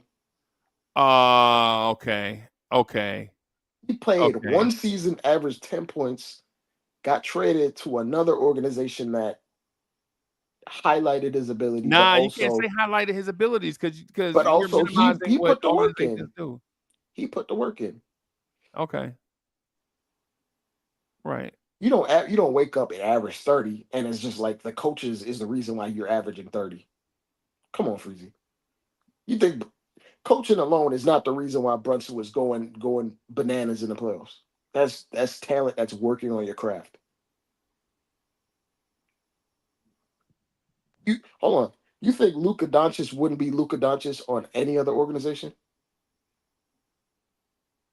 Or it's Jason Kidd that's why Luka Doncic is averaging 30-point triple doubles? I think whatever you say. Whatever you say on that one. Because because to me, I don't necessarily care about that point. I care about the point that the Knicks can develop young veterans. That's the point that I care about. All the other points, it don't matter to me. I think they can too, but I've also seen them fail at it. And sometimes you're better off taking the thing that you know instead of the unknown. That's why guys get paid after performing, because it's something that's known. Unfortunately, you can bring in a guy, of course. We could find another 24, 25-year-old, like you said, Goga Batazi or other guys Or that Jackson may, Hayes, or both. or Jackson Hayes, or both. Right. I don't think those stories necessarily match up eye to eye with every guy that we've had here or that's performed here. But we don't know for sure. We don't know for sure. That's why teams hedge their bets and pay guys that perform for them already around the league. Yes, some teams take gambles with their development staff. Johnny Bryant has shown the ability to help develop guards that are drafted in later rounds. I mean, late first round in terms of skills like Quickly and Grimes, even though Grimes regressed. We've shown the ability to draft late and develop, and we've also shown the ability to take young veterans and develop them. But also at the same time, you're in this position where you ain't got no time to develop. You ain't got no time for no mistakes. You want to win a championship tomorrow. Are you willing to take the first 4 or 5 months of the year trying to iron out the kinks for a guy that's 24, 25 when you're trying to get the highest seed as possible? So when you face off against an elite team, you have Game 7 at the Garden. Granted, it didn't work out for us this year because of, well, No, it absolutely worked out this year, bro. Because that man no, got we us got 20, smoked. and then we got 20 and 15 from the guy that you said can't be replaced. What guy? Big Papa, Isaiah Hartenstein. He absolutely showed up in Game 6 and Game 7, right? If we use 1 game sample sizes or 2 game sample sizes, then a lot of guys would not be Knicks. If we But use 2 game sample sizes, Julius Randle would be traded right now. right, right, right. For those that don't know basketball. Yeah. But you know basketball, you're using 2 game sample sizes. Yes, absolutely. That's not enough for me personally. Right. It's enough for me though. Fine. It's enough for I me. can't argue against that. Right. And because the thing is, if it is a next man up mentality, bro, you gotta show up in the biggest moments. And when you don't show up in the biggest, do something. Leave a mark, bro. Something. OG Anunoby showed up in a Game 7 out there limping, looking like the Walking Dead, bro. He had the same amount of points as Isaiah Hartenstein. Oh, wait a minute. Let me double check, because if OG Anunoby had more points than Hartenstein, bro, there's nothing you can tell me ever. I'm just gonna double check. If OG Anunoby had more points in that game than Isaiah Hartenstein, bro, there's nothing else you can ever tell me, bro. I have a question though, Freezy. I'm just double checking. Why is a conduit type player held to the standard of a star? He's not getting paid star money. No. He's an additive player. He is a nice role player. Yep. Nice role players in this CBA get paid. but we're about to pay him beyond nice role player money. No, nice role player money is literally $20 million or more. Not at center, bro. Not at center. Not in today's NBA. Nah. Top Not at 10, top 10, 10 to 15 centers make almost $20 million. bro. Anywhere between 15 to Dre, 20. nah, bro. OG Anunoby played 5 minutes and scored 5 points. And that man played 30 minutes and got you 0 points and was a negative 24. And we're spending the whole show talking about him, bro. So that erases every single thing that he did good for the season. Because he had a bad game 7. A really bad game 7. What have you done for me lately? So when John Starks yeah. went 2 for 18 in the finals, did y'all want him gone immediately? It did that's the thing. I was with John Starks and Charles Smith, I was making your argument about sample size, right? You know what I was told? Sample size don't matter. Next man up mentality. That's the mantra. And I'm like, okay. Maybe I was being unreasonable. I get on that side with y'all. But now when it comes to Big Papa, well, I mean, he's held a to a different conduit standard. player. He's a conduit player.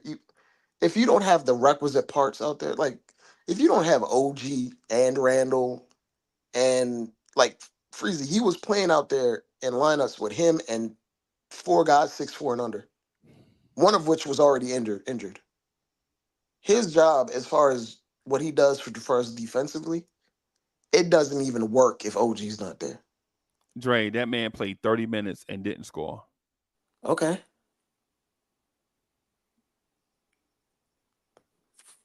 And Soulfinger, on top of all that, Obi Toppin in his entire career has caught one body.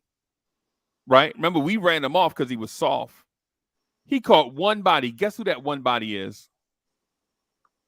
Freezy, Hall of Famers get posterized. No, not by dudes that don't dunk. Obi dunks all right. On who? Who else has Obi Toppin dunked on? Freezy, put Obi Toppin and poster on your YouTube search right now. No. Obi Okay, Toppin don't catch bodies, bro. You know that. You know that, bro. I've seen him do it. That. I've seen him do it. And he didn't even really go body to body. He flung it in the rim and avoided contact. Bro, it looked like a LL video up there. They was belly to belly and chest to chest, bro, up there. Bro. It was pink cookies in a plastic bag up there. Bro, it was like a Jay Dilla album up there, bro, at the rim, bro. I mean, come on, bro. We can't keep defending Hart. We can't keep defending Big Papa. Like, can you just admit that the man was trash? And y'all want to pay him? Game 7 and mediocre game 6.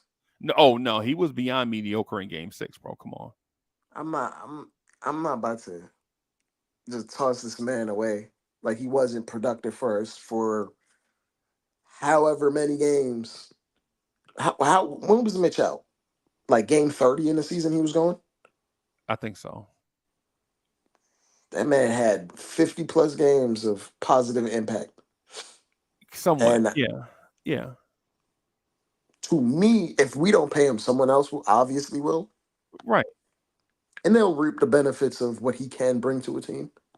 What can and he then bring to a team? we'll be back to depending on Mitchell Robinson and hoping a center that we pay $5 to $8 million. Conversation with Nerlens Noel, bro. Cats with Nerlens Noel. Hoping a center that we pay $5 to $8 million can step in and be solid. And then if Mitch goes down, we gotta hope he can be starting caliber. Cats was telling me about this about Robin Lopez, bro. Like legit, bro. We will get a journeyman big and hold on to him. And I know holding on is very hard to do, right? I know that. Right? Holding on is very hard. I get it. I guess Dante is a journeyman. Yeah. Yeah. We gonna hold on to him. And Josh Hart, yeah. And we paid Josh Hart. Yeah, we paid Josh Hart. Oh, for half a season. Right. Yeah. Of unsustainable shooting. Yeah, he picked up his $12.9 million extension, and now his bag is kicking in right now. Well, this season his bag will kick in. And then when he was a bench player, he averaged 6 points on like terrible shooting splits. Wait a minute. So, What? are you telling me that the Knicks can find journeyman and have him be productive? Is that what you're telling me? Because about 30 minutes ago, Well, you were telling me something if you're different. talking about what his role was, if Josh Hart came off the like we have Josh Hart coming off the bench giving us 6 points per game, and that was his defined role. I'm Okay. sorry, I'm not. I don't want that next year. He can keep that 6 points off the bench if he's gonna come off the bench Okay. for $18 million. Okay. And that's what he was this year. Before the injuries happened and he had to play, he was thrusted into being a starter and had more opportunity. And then he started averaging 10 points instead of 6. You're But that Freezy, that's the cost of solid role players. right. Hey man, $18 million. Freezy, you know how much Contavious Caldwell Pope is gonna get this offseason? does he play center? No, a good role player. No, I'm just saying. I'm That's just my because I want baseline. to Good role player. because the thing I was talking about is center. I'm just talking about centers, bro.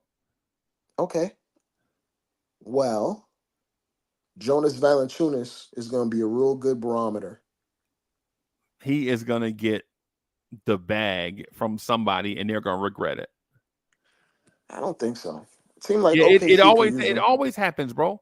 It seemed like OKC could use him. Your Christian Woods always get paid, right? Your JaVale McGee's always get paid, right? Because they play a little bit and then re-sign with the same team, and JaVale then the McGee same didn't team get is a like, big "Oh my bag, though. god!" And JaVale then, McGee didn't get a big bag. He huh? got a nice bag, but he ain't get Who? no big bag. Which one? And Who? JaVale McGee. Oh, JaVale okay, McGee. yeah. He got a little piece of change from Denver. Yeah, he got a little something. Yeah, a little something. But, and as far as What about Nurkic? Nurkic got like $15 million a And year. Nurkic got paid, bro. He played a little bit. He showed Portland a little something. Like 4 And for like 60. yeah, and then he got paid, bro. Yeah. But they actually developed him. And he wasn't Denver traded him after his rookie year. They developed him and then they paid him. They regretted it because they paid a lot of guys that were trash, like Alan Crabb. That Yeah. name ring a bell? New Jersey paid him. Oh, did Brooklyn, they? yeah. Yeah. Was it Jersey or was it Yeah, Portland? they paid him 4 years, 72 million. And oh, Right. They paid him, but they also had a young shooting guard that looked like Urkel. What's my guy name? CJ McCollum. Yeah. They had him, and they had another guy there at the same time. Golly, what's his name? I cannot remember his name. They had 3 young shooting guards at the same time, and they couldn't pay all of them. And they paid McCollum and New Jersey. I think they were playing in Newark, right? When they playing in Newark, I think they were playing in Newark at the time, and they or wherever they were playing at. A lot of their failures had to do with drafting Zach Collins because that didn't pan out. Zach Collins is another. I feel like we can offer him a little something, and Tibbs can get something out of him. Right? He been around the world. Now he just playing for his career.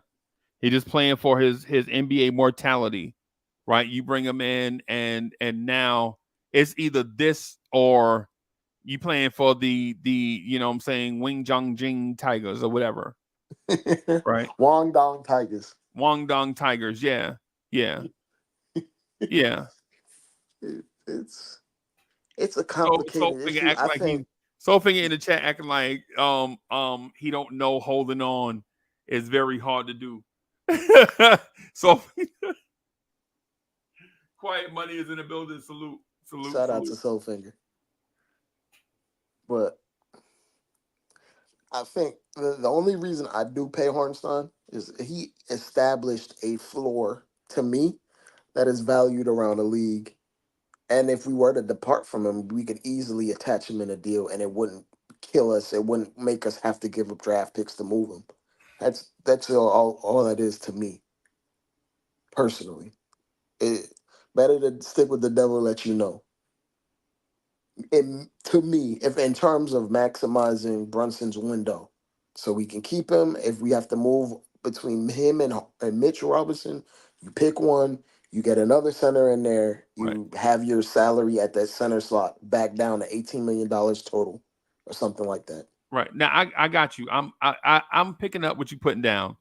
Give But Hartenstein the bag, and Deuce McBride is your point guard, backup point guard for the next 3 seasons. That's what you're telling me. it's not 3 seasons. It's 1 season, or even half a season.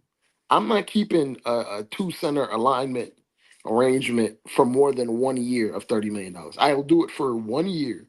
I'm not doing it for 2. Definitely not doing it for 3. So I so can do live it with for it. do it for half a year and then trade for Kyrie. Kyrie? I don't know Yeah. about Kyrie. Kyrie or Then Luka. just any point guard or any star. But I'm not. Like this is. I'm not beholden to keeping them for multiple years. I'm doing it for 1 year. After that, one of them boys got to go. Yeah, you're saying give Hartenstein the bag, right?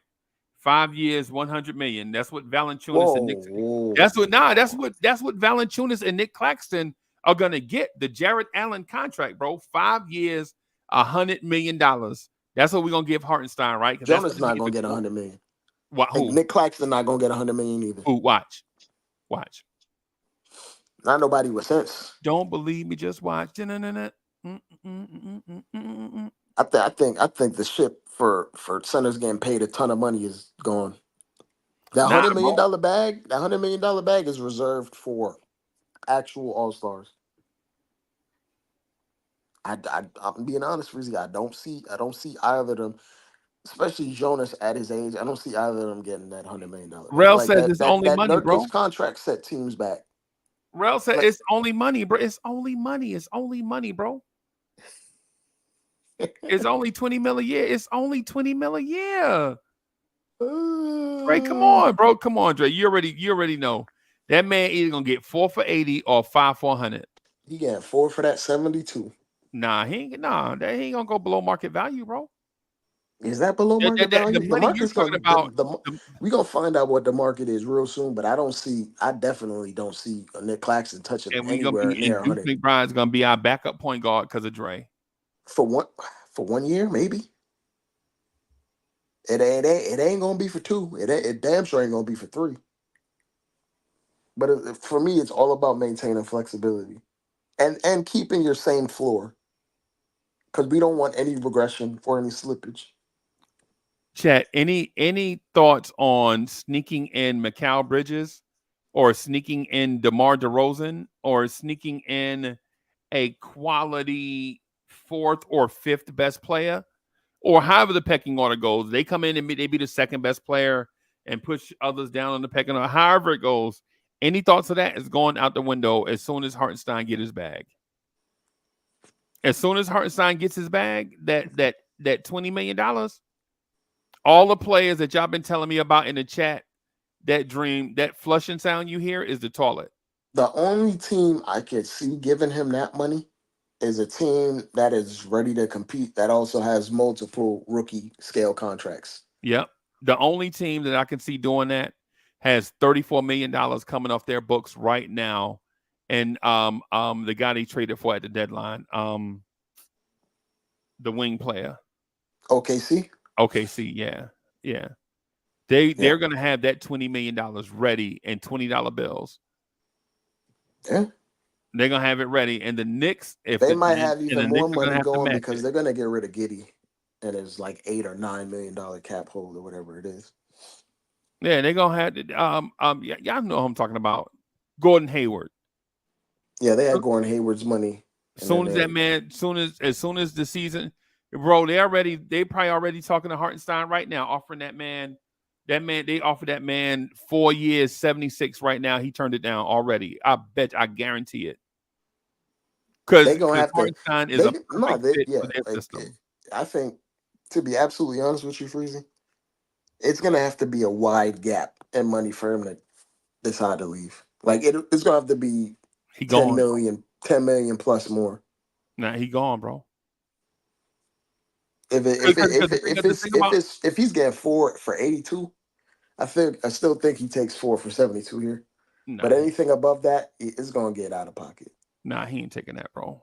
$10 million. $10 million. He's not taking it.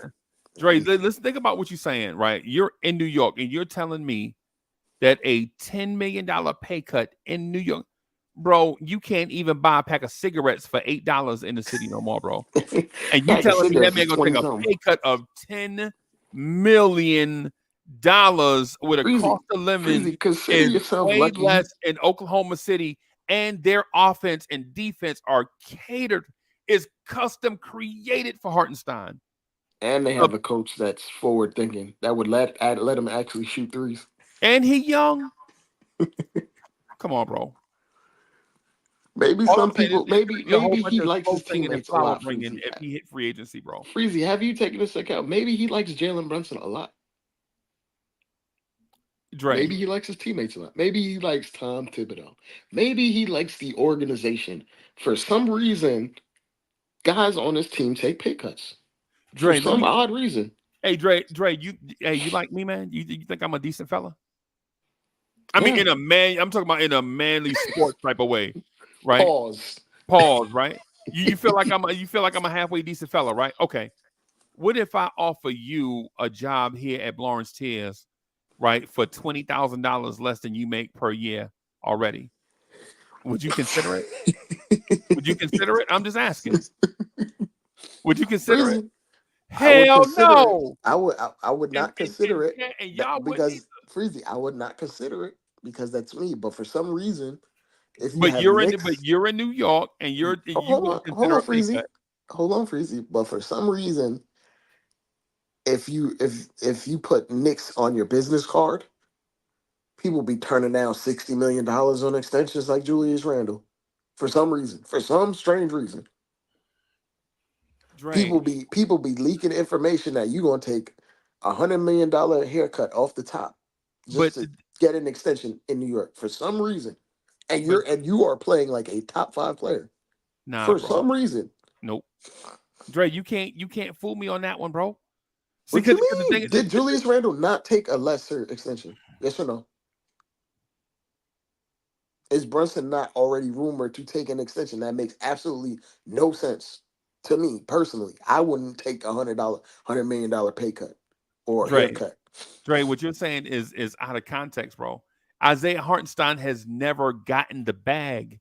Those dudes have gotten the bag before. The bag can be whatever you think it is, Freezy. Nah. Bro, the dude has never got the opportunity to hit free agency after he featured himself. This is his first chance where he has value, where he can go into free agency, bro. And I'm telling you. And you think that man gonna take 4 years, $40 million? Nah. And I'm telling you, there are guys that have made $300 million and are not taking that pay cut, period, that Randall took. I'm telling you, there's a guy, Jimmy Butler, right now looking for a max extension. And he already got the bag like 2-3 times over. This is the end of his career. I'm telling you, there's guys that are in the middle of their career and wouldn't do it. That got bags. Jaylen Brown, Jason Tatum is not taking no pay cut. Jason Tatum gonna get his $350 million extension, even though he already on a $20 million extension. Yeah, of course. Of course. What I'm saying about Hartenstein is Hartenstein has never got the opportunity to inflate his value or reach his true value. Let me state it that way. He's never got the opportunity to show his true value. And the one time that he does and hit free agency, we're saying take a 20% haircut just because Jalen Brunson went to Nova? 70 to 80 is not 20%. 70 to 80. How much is that? So about 13%. Yeah, somewhere around there. Yeah, 13%. It's still a nice little haircut though. Yeah. You taking your dreads home in a bag. Yeah. I mean, but in a couple months you could reattach them. Yeah. Okay. I'm saying, man, is Isaiah Hartenstein is getting paid. Yeah, whether it's us or someone else. OKC, I wouldn't be surprised to see OKC go over $20 million to pay him. Ooh. Right? It wouldn't surprise me to see that, right?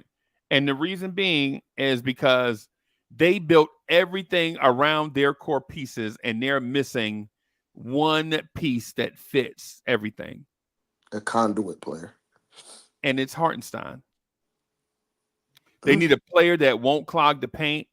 They need a player that's going to buy into a culture. They need a player that can pass, that can shoot, that can rebound, that has playoff experience, that can stay healthy. That's what Hartenstein is, bro. So for Knicks fans that think Hartenstein going to take $14 million, surprise, surprise.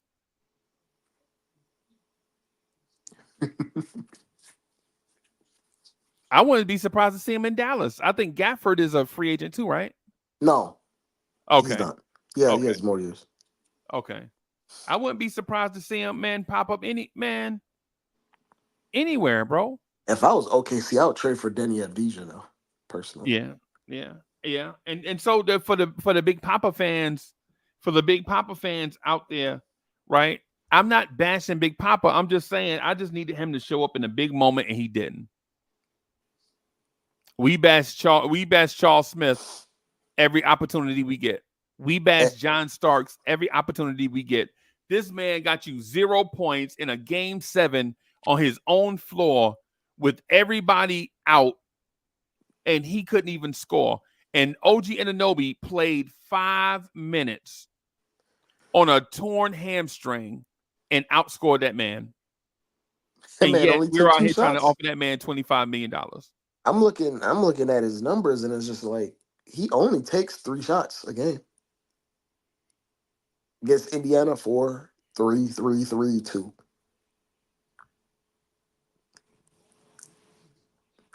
Is that how we operate, or is that all on him? That's on him. I don't think he's it. He's not that guy.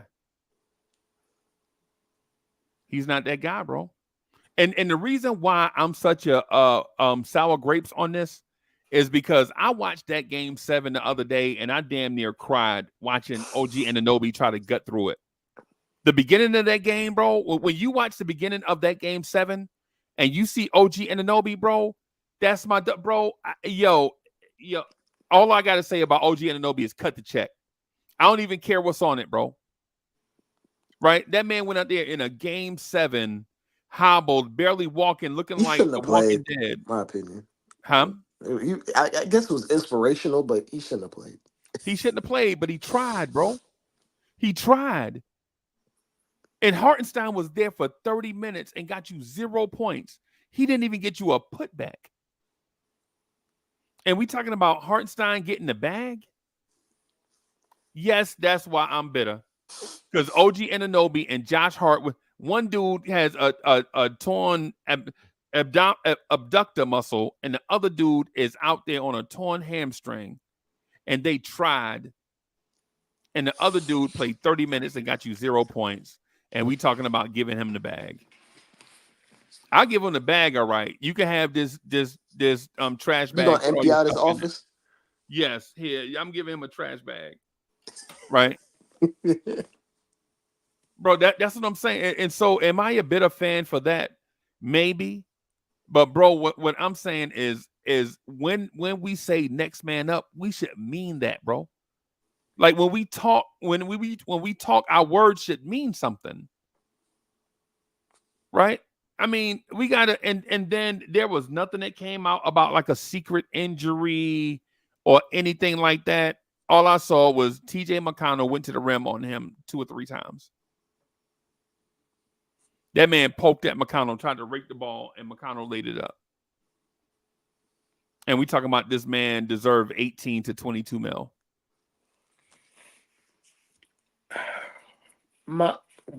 If he come back and prove it to me, then he's worth whatever dollar he gets, because somebody's gonna give it to him. Somebody's gonna give it to him, right? Somebody's gonna give it to him. But you can say he's not worth that, but when he gets it, he's gonna be worth it.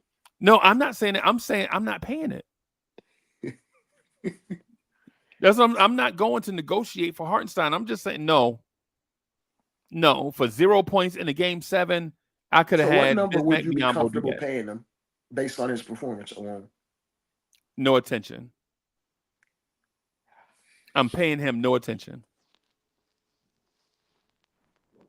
Right now, in this moment, bro, No. Try to remove emotion from what you just saw.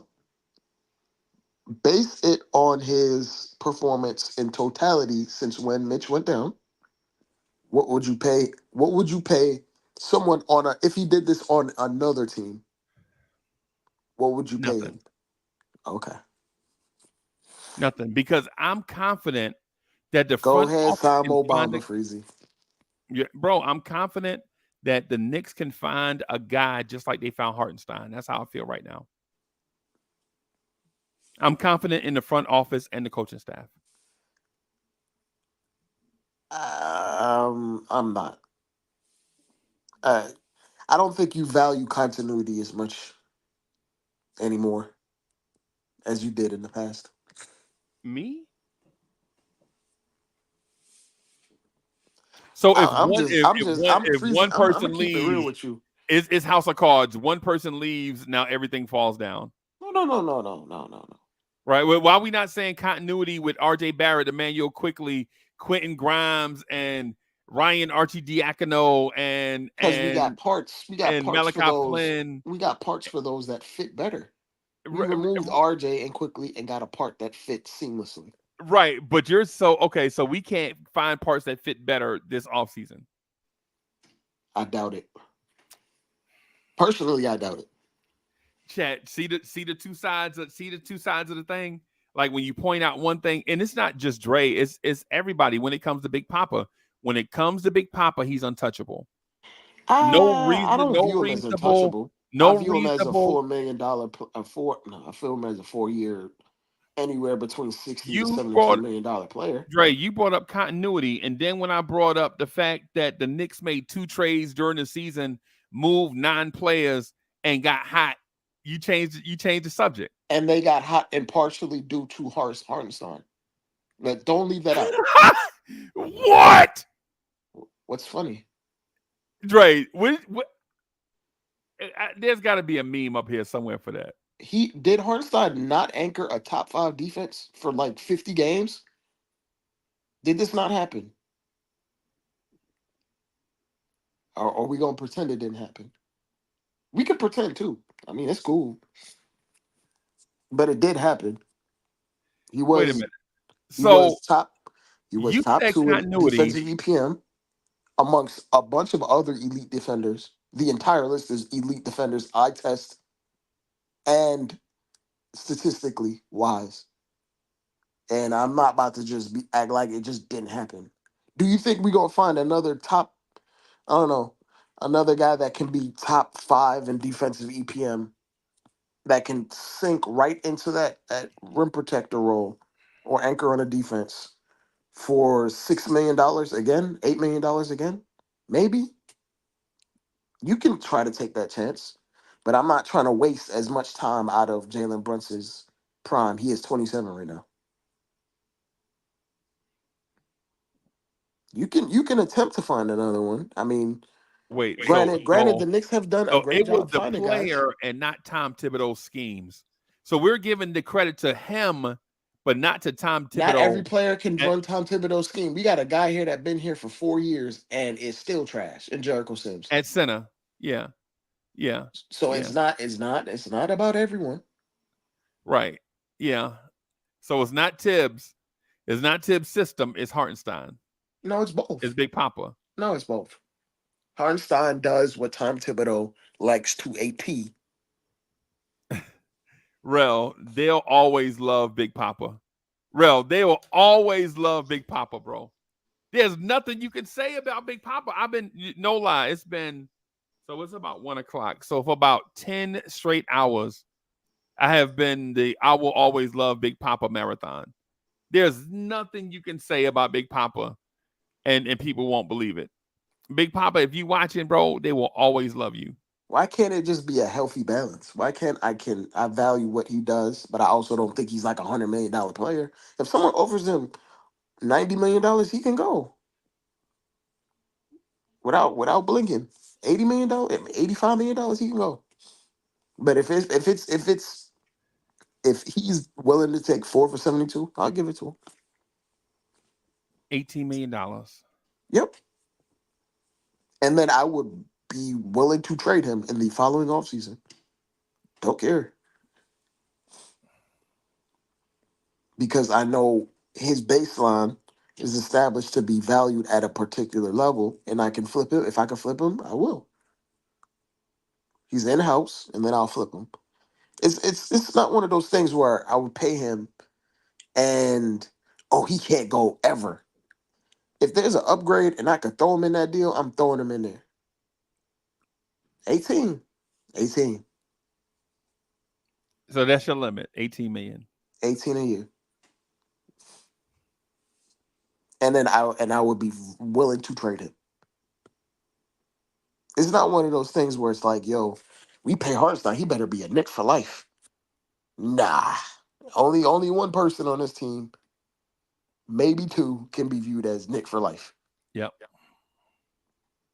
Will I pay him? That's a different question. I'll pay him and move him. Like he becomes a nice salary filler. That's how I view him.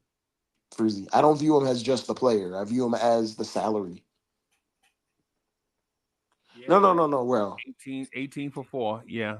Well, 18 million per year. Yeah, that's what he Okay, yeah. 70, yeah. But I view him as the salary, not just the player or the production. I view him as the filler. Right? It's not Got legacy in the building. It's not one of those things where it's like, yo, you got to pay Hartenstein and he cannot go ever. Nah, man. Anybody on Freely, I'm maintaining the stance. You know that. Anybody on this team can go if it makes me closer to a title. I just need to ask Rel a question.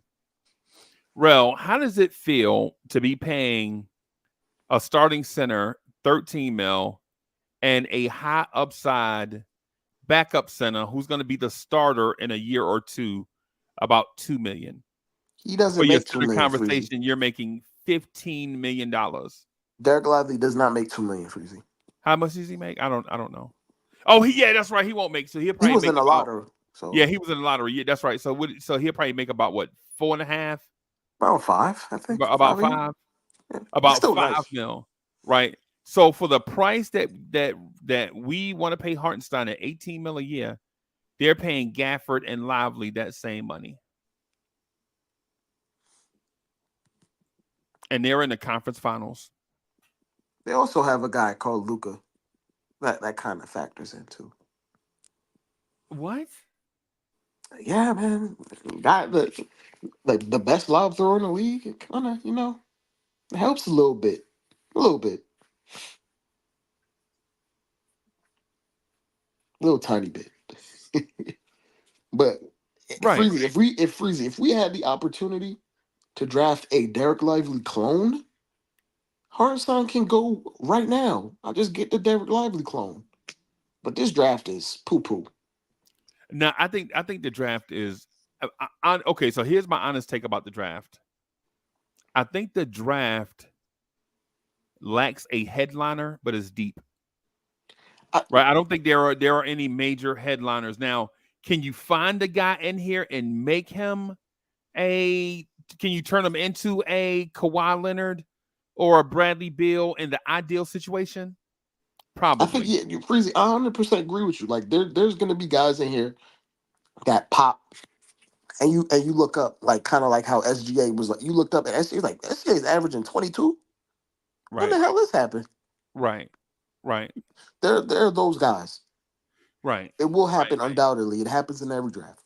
It happens every 10 years or so. You get a draft that doesn't have a headliner. The Giannis draft. Right. And then you get somebody out of that draft and they turn into multiple time all-star because the situation has to be right. And what I'm telling Knicks fans is in this draft, all we have to replace is DeQuan Jeffries and Charlie Brown Jr. Right? You don't have to replace Jalen Brunson in this draft. You can't. There is nobody that's going to replace Jalen Brunson in this draft and where we draft. And if the Mavs win a championship, we'll be picking 25 and 30, right? No. That's the NFL rule. Oh, Our okay, our okay, pick okay. our pick is just locked in where it's Oh, at. okay, okay, okay, okay, okay, But okay. for argument's sake, like if we wanted to set up our center rotation like the Mavericks, I would do that 99 times out of 100. But For the same, because Dre, think about that. Think about but that. hold on, let me finish. Because for centers in this league, I'm gonna keep it real with you, Freezy. Derek Lively being this impactful day one as a late lottery pick is very rare for a big man. Extremely rare, especially on the defensive end. And partially that has to do with his mentor being Tyson Chandler there, right? But his impact defensively, you could just watch these games alone. It would have been a sweep if Derek Lively played tonight. A handy sweep. And he's actually better than Gafford. Gafford is a bench big and he makes $10 million. A legit bench big. Well, he Yeah, makes yeah. more than 10 million. He almost make 14, like 13-8, And he's a right? bench big. Yeah, He's a yeah, bench big. On a good team, he's a bench big. And he makes 14. yeah, So yeah. and when you see the difference between Lively and Gafford, I won't say it's night and day, but for his age, you not finding a Lively every draft. Not from a big, not to jump in and be impactful on a high level defense, be a communicator, be an anchor. At how old is Lively? 20? Is he 20? Yeah, something like that. Yeah. If I could get someone at 24 at that 24-25 pick, sure, but guys in 24-25 don't even start, let alone for a good team,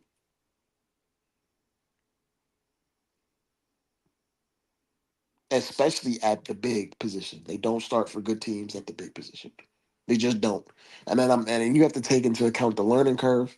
You take into account the coach, and you got to take into account the talent level at that position in this draft. A 24-25 pick in this draft is literally 35 to 40 in another draft. And Freezy, remember we drafted a nice center in the early 30s that we have on this team, Mitch Robinson, and he didn't become who he was until like his third year. Injuries aside, we Right. knew he had the talent. The talent was supremely evident.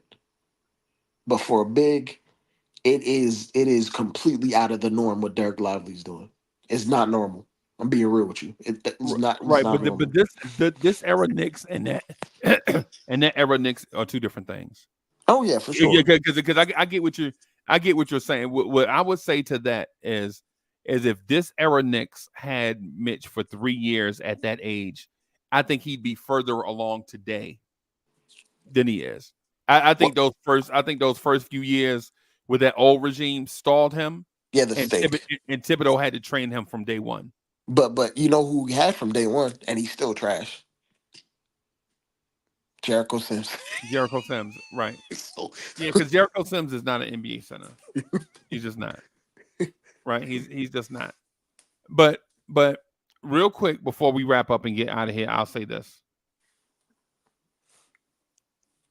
Don't be surprised this offseason if Philly offers OG Anunoby the max and OKC offers Hartenstein a ridiculous number. Right? And Alec Burks, don't be surprised to see Alec Burks get a sweetheart deal from a playoff team that is on the verge and needs a little firepower like Minnesota. can I respond to Right. that? Right. Or just hold on. Let me finish my Okay, point. Let me finish my my point. fault. My fault. And the reason why I say that is what happens is when you're good and you have free agents, teams tend to scavenge your free agents. Right. Don't be surprised. Don't be surprised to see Alec Burks get a 2-year, $25 million deal from a Minnesota that all they need is a bucket getter in the Well, backcourt they to help can't them get afford over the that. hump. They I'm tied up. They can't afford I'm that. just in general. It don't matter. For Alec Burks, he's as good as gone. He signed a clutch, Freezy. He's gone. He Right. switched his representation to clutch. He's out of here. um Right. um as far as OG, that I doubt. The Hartenstein, yes, I do see that happening. I can see Hartenstein getting a bag. Wait, you The don't think OG, OG Anunoby is the prize free agent this summer? I don't think anybody offers it a max. A max is what like Pascal's gonna get. Yeah, 200 I think million.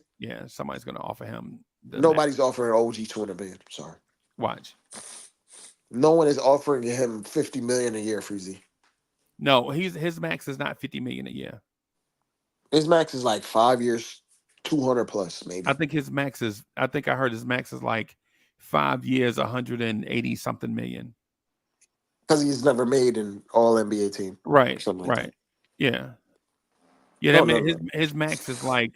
I think his max is like right at $200 million or something crazy Which is like 40 that. plus a year. And I don't see a team offering him 5 years, Freezy. 4 years? Yeah. I don't see five. And number one, I don't even think he'd negotiate for five. You know what I think OG would do? I think he would take 3+1, opt out at his 10-year max, and get another contract. Yeah. Yeah. But you know what you can do though? If you sign the 5-year deal, once you get 3 years in, you can negotiate your extension. Yeah. But you don't necessarily have the leverage you do as a player if your fourth If year you is can an threaten option. free agent, if you can threaten them with free agency, right? Yeah. That's the leverage that gets created even more for the extension, more than doing it 3 years in the 5 years. So I mean, you could offer that, but the team would look at you like, "Boy, we got you for another 2 years. Sit your ass down." Right. Or a team like Philadelphia that'll miss out on Paul George will absolutely give OG Anunoby all that money. You know they're Right. actually looking at Jimmy Butler, right? I don't know Yeah. if you saw that. Yeah. They thirsty, bro. That's what I'm telling. They thirsty. That's my point. Daryl Morey is putting out feelers for everything. So They are so thirsty right now, bro. Don't be surprised because what if Miami doesn't trade them Jimmy Butler? And what if Paul George signs back with Cleveland? what you Right? mean? What if Donovan The Mitchell Clippers? signs his extension this summer?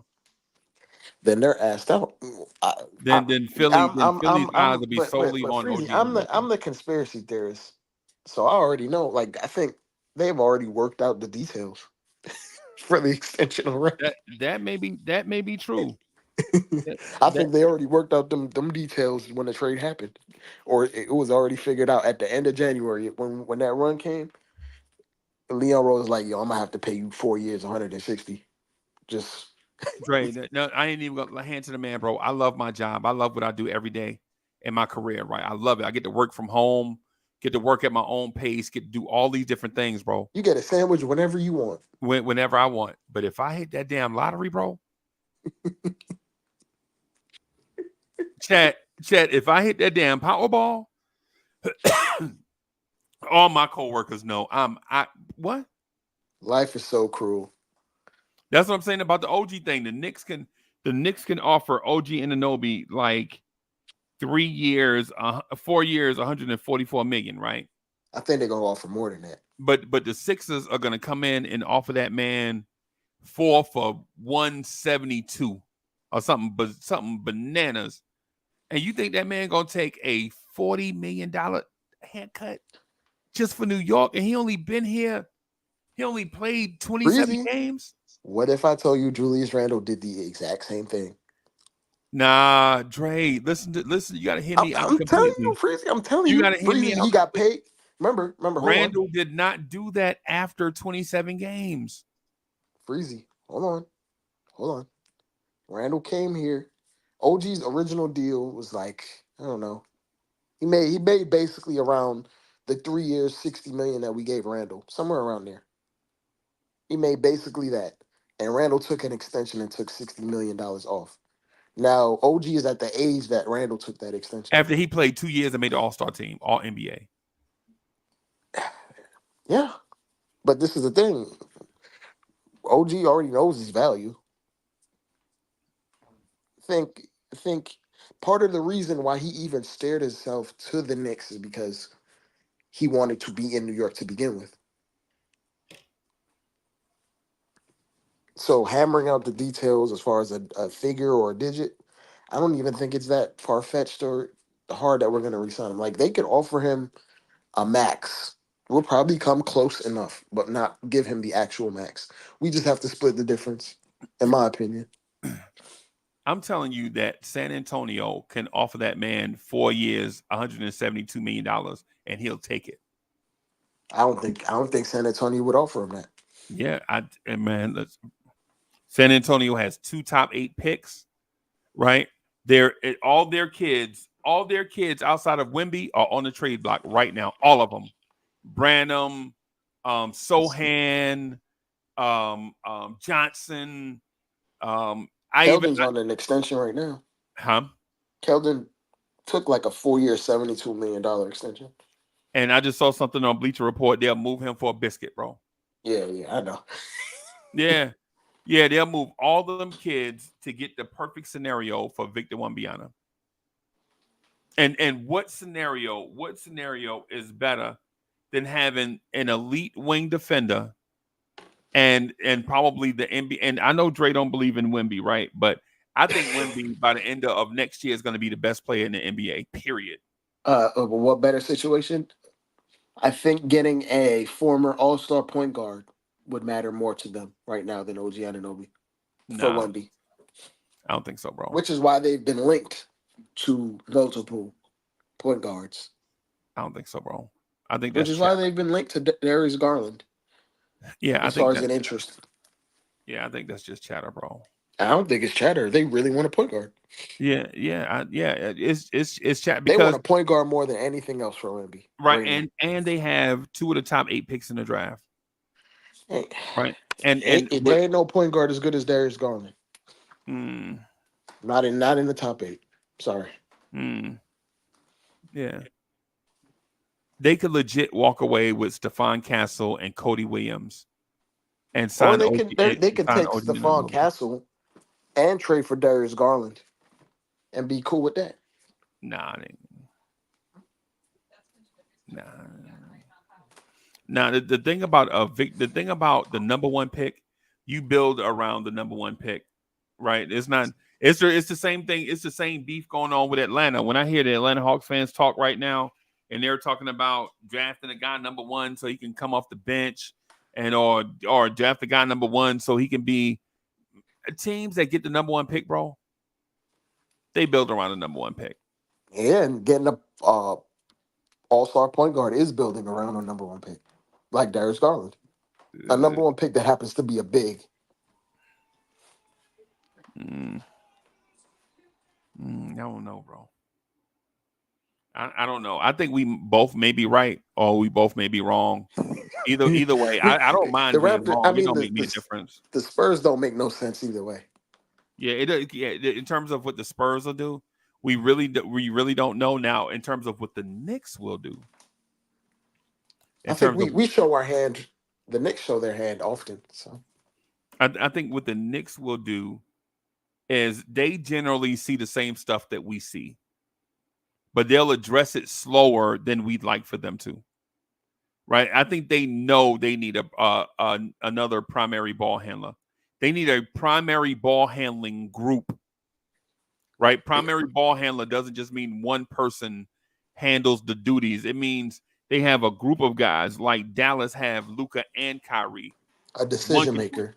Huh? A decision maker. Yeah. You need a group of those to take the load off of the primary guy.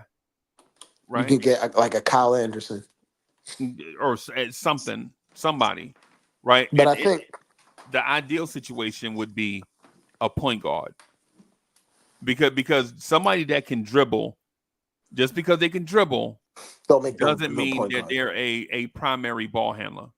I was going to say, to be absolutely honest with you, I think they're looking for a decision maker that's 6'5" and up.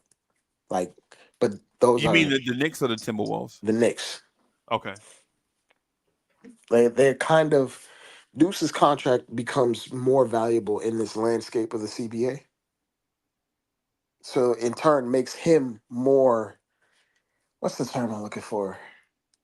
It makes him kind of less expendable because once you get up on the cap, once you get into those aprons, that Deuce contract becomes like striking a rock and hitting water.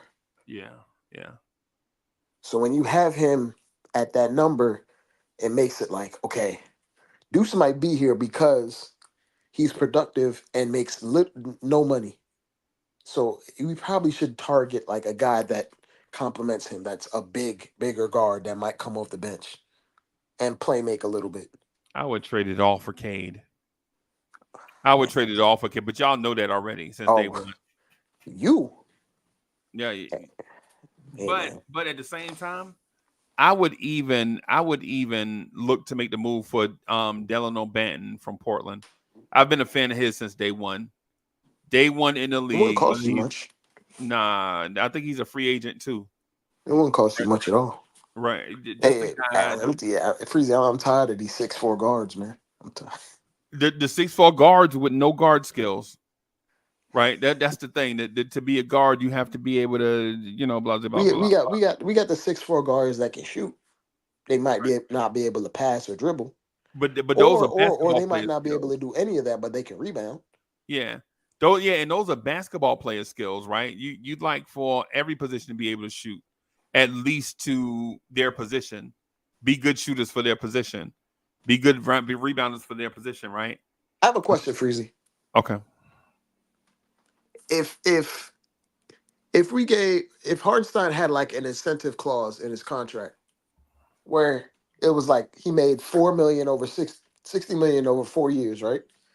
But the incentive is if he made 53s a year or he shot like 38% from three on X number of attempts, his number will go up to like $72 million. Would you do it? No, Okay. I'm not offering him nothing but directions. Go Real, ahead, I'm man. not offering Hartenstein nothing but directions, bro. At this point, I'm so mad at Game 6 and Game 7. Now, will I get over it? I'm a big boy. I'll get over it eventually, I right? mean, I ain't you offering done see worse Hartenstein nothing but performances. You a advice. Knicks fan, Freezy. Yeah, I'm so mad about Game 7, bro. I'm so frustrated that nobody is saying anything about how that man choked in Game 6 and Game 7. He played terrible, but it also makes me feel like, yo, even if we were to get through Game 7, that man Brunson broke his hand, dog. I understand that. I understand that. And Brunson, and truth be told, and y'all all know this, but nobody else will say it. I'm a big boy. I'll say it. Jalen Brunson had some up and down games in his playoffs. Oh yeah, for sure. Especially in the second round. Yeah, he had some up and down games, man. And the thing is he won't pass the basketball.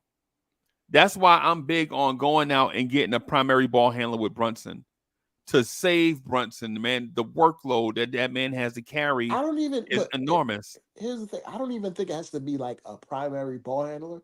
It's just another guy that can create an advantage. Nah, Like for instance, Brunson's usage went down a ton when Randall was here, for good reason. Because Randall creates advantages. He needs part of the offense, and he's a heavy isolation player. And with that, it allows Brunson to be a catch and shoot player. Now, if you but add another guy that doesn't necessarily have to be a playmaker like a Cade or someone like that, it doesn't have to be another point guard. He can just be another guy that creates an advantage. And just by having that on your team, that takes Brunson off the ball 5 or 6 extra possessions a game.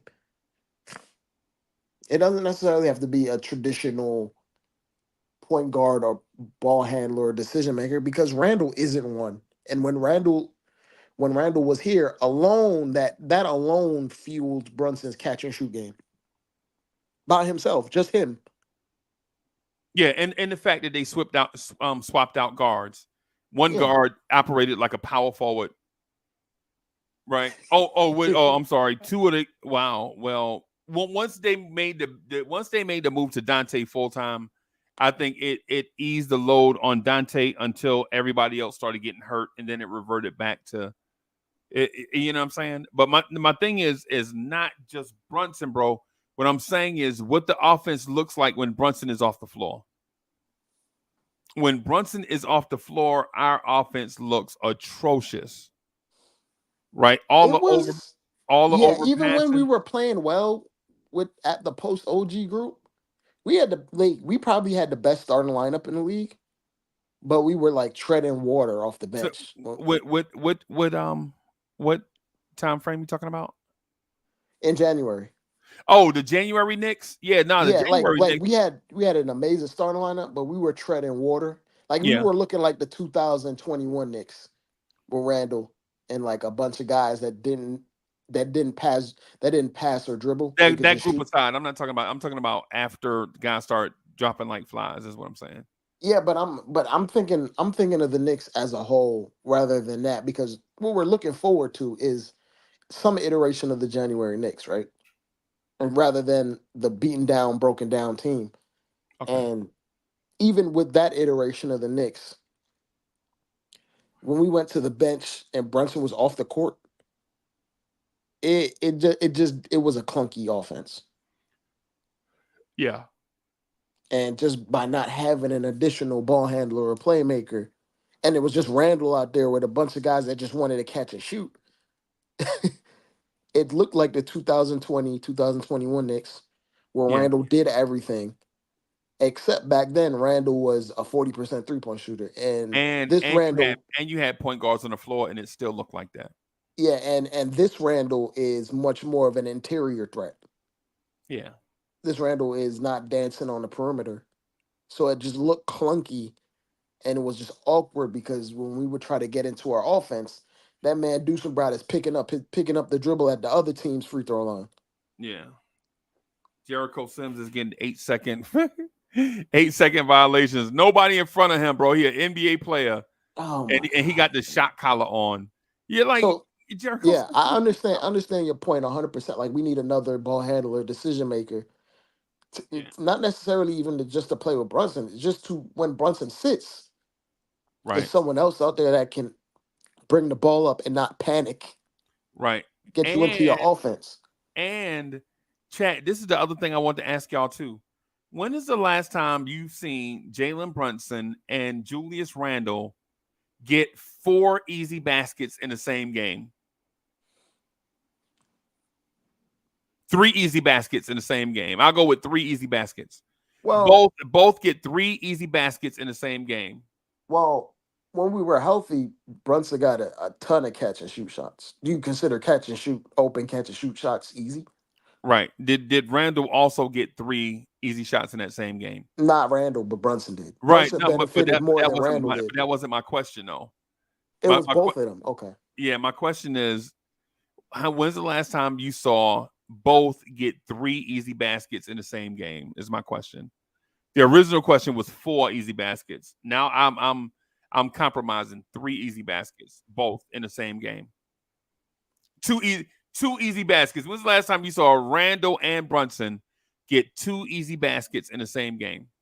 I mean, no. Like the Denver game, for sure it happened. The Denver and the Sixer game when we blew them both out. We I don't weren't living off I don't remember easy that in the shots that Denver game. entire I time. remember the Denver game being a Hartenstein game. Yeah, but Brunson and Randall both performed. And the Wolves game, Randall was going off. He got hot off of easy shots in the first place. He got hot off easy shots, and then down the stretch, he just took over. He was already hot, so he was just gonna put up whatever, and it was gonna go in. But at the beginning of the game, he was getting easier looks against a big lineup. Who was creating those easy looks for him? Some of it was Brunson, and some of it was ball movement. It wasn't necessarily directly from Brunson, but there were some pick and pops. But he was getting his offense within a flow. He was getting his buckets within a flow of the offense in the first half, and then by that time he got a feel, and then he went off and almost had 40 that game against the Wolves. Okay. Like down the stretch, he carried us with a bunch of tough shots. Yep. But it's one of those things where I understand completely because you can't. Granted, to be honest with you, Freezy, most teams have a two-headed monster, but outside of like the Celtics that have 2 point guards, Right. And a most center and an unselfish center that can yep, pass. it's you see how the Celtics are being built. You see how it makes the life of the Jays real easy, Right. real simple. They don't even got to think; they could just play Right. because they got two other guards out there thinking for them. Right. Right. No doubt. And That's one of the things. That's one of the things I'm saying is we don't have that third guy that can at times, like Drew Holiday was for Chris Middleton and Giannis. Right? Like he'll move out of the way and be out of their way most of the time. And then when he needs to, he can create for either or both at the same time. We don't have that type of guy, like the tertiary guy that's a primary ball handler, right? That plays the bet. That's why I thought if that we had DeJounte Alec Murray, Burks when he was 27 instead of 32, right? Yeah, and there's a guy in this draft. There's a guy in this draft, Dre. I want to let me see what his name is. There's a guy in this draft. in our pick Oh, range, definitely or in our range, definitely. Yeah, is it the Duke point guard? yeah. He's one, but he won't be in our range. I don't think. He's not going that high. He won't be at 24. Okay. I don't think he'll be at 24.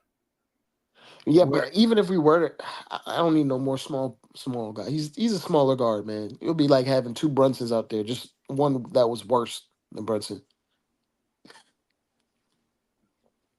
right? Um, I think it is.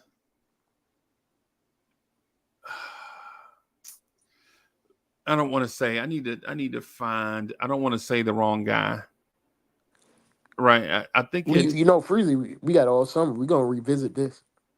Yeah, I'm doing a mock draft in the morning. I did a mock draft this morning. I'm just gonna Mm. do them for a while. As a where is it? Let me see. I'm gonna see if I can find his name just real quick. Oh yeah, there it is. Oh shoot. Where is his name? I don't I want to say Justin Edwards out of Kentucky. Right? But I don't want to commit to that fully. Let me see. Justin Edwards out of Kentucky. Yeah, that's who I want to say is a guy that we can grab You late. love you And some SEC boys, man. yeah, some Wildcats, bro. But anyway, let me get out of here, y'all. I'm gonna get out of here, man. Thank you everybody for watching, coming through and hanging out with us. It'll probably be me and Cowboy Bob in the AM. Salute Coming to your way Cowboy in Bob. about 7 hours or so. Yeah, man. So we're probably gonna talk about Dre in the morning. I can't be. We're gonna talk about how he loves him. He always loved Big Papa. Big Papa ain't going nowhere. Hey man, No, not like that, bro. Come on, bro. You know I'm in a mature. hey man, Yeah, don't disrespect Big Big like that. yeah. In the mature sense, like we ain't just gonna throw random jabs at like a overrated Detroit producer. We ain't gonna do that, bro. We just gonna, you know what I'm saying? It's just, you know. But thank you everybody for watching, man. We out of here, y'all. Peace. Peace, everybody.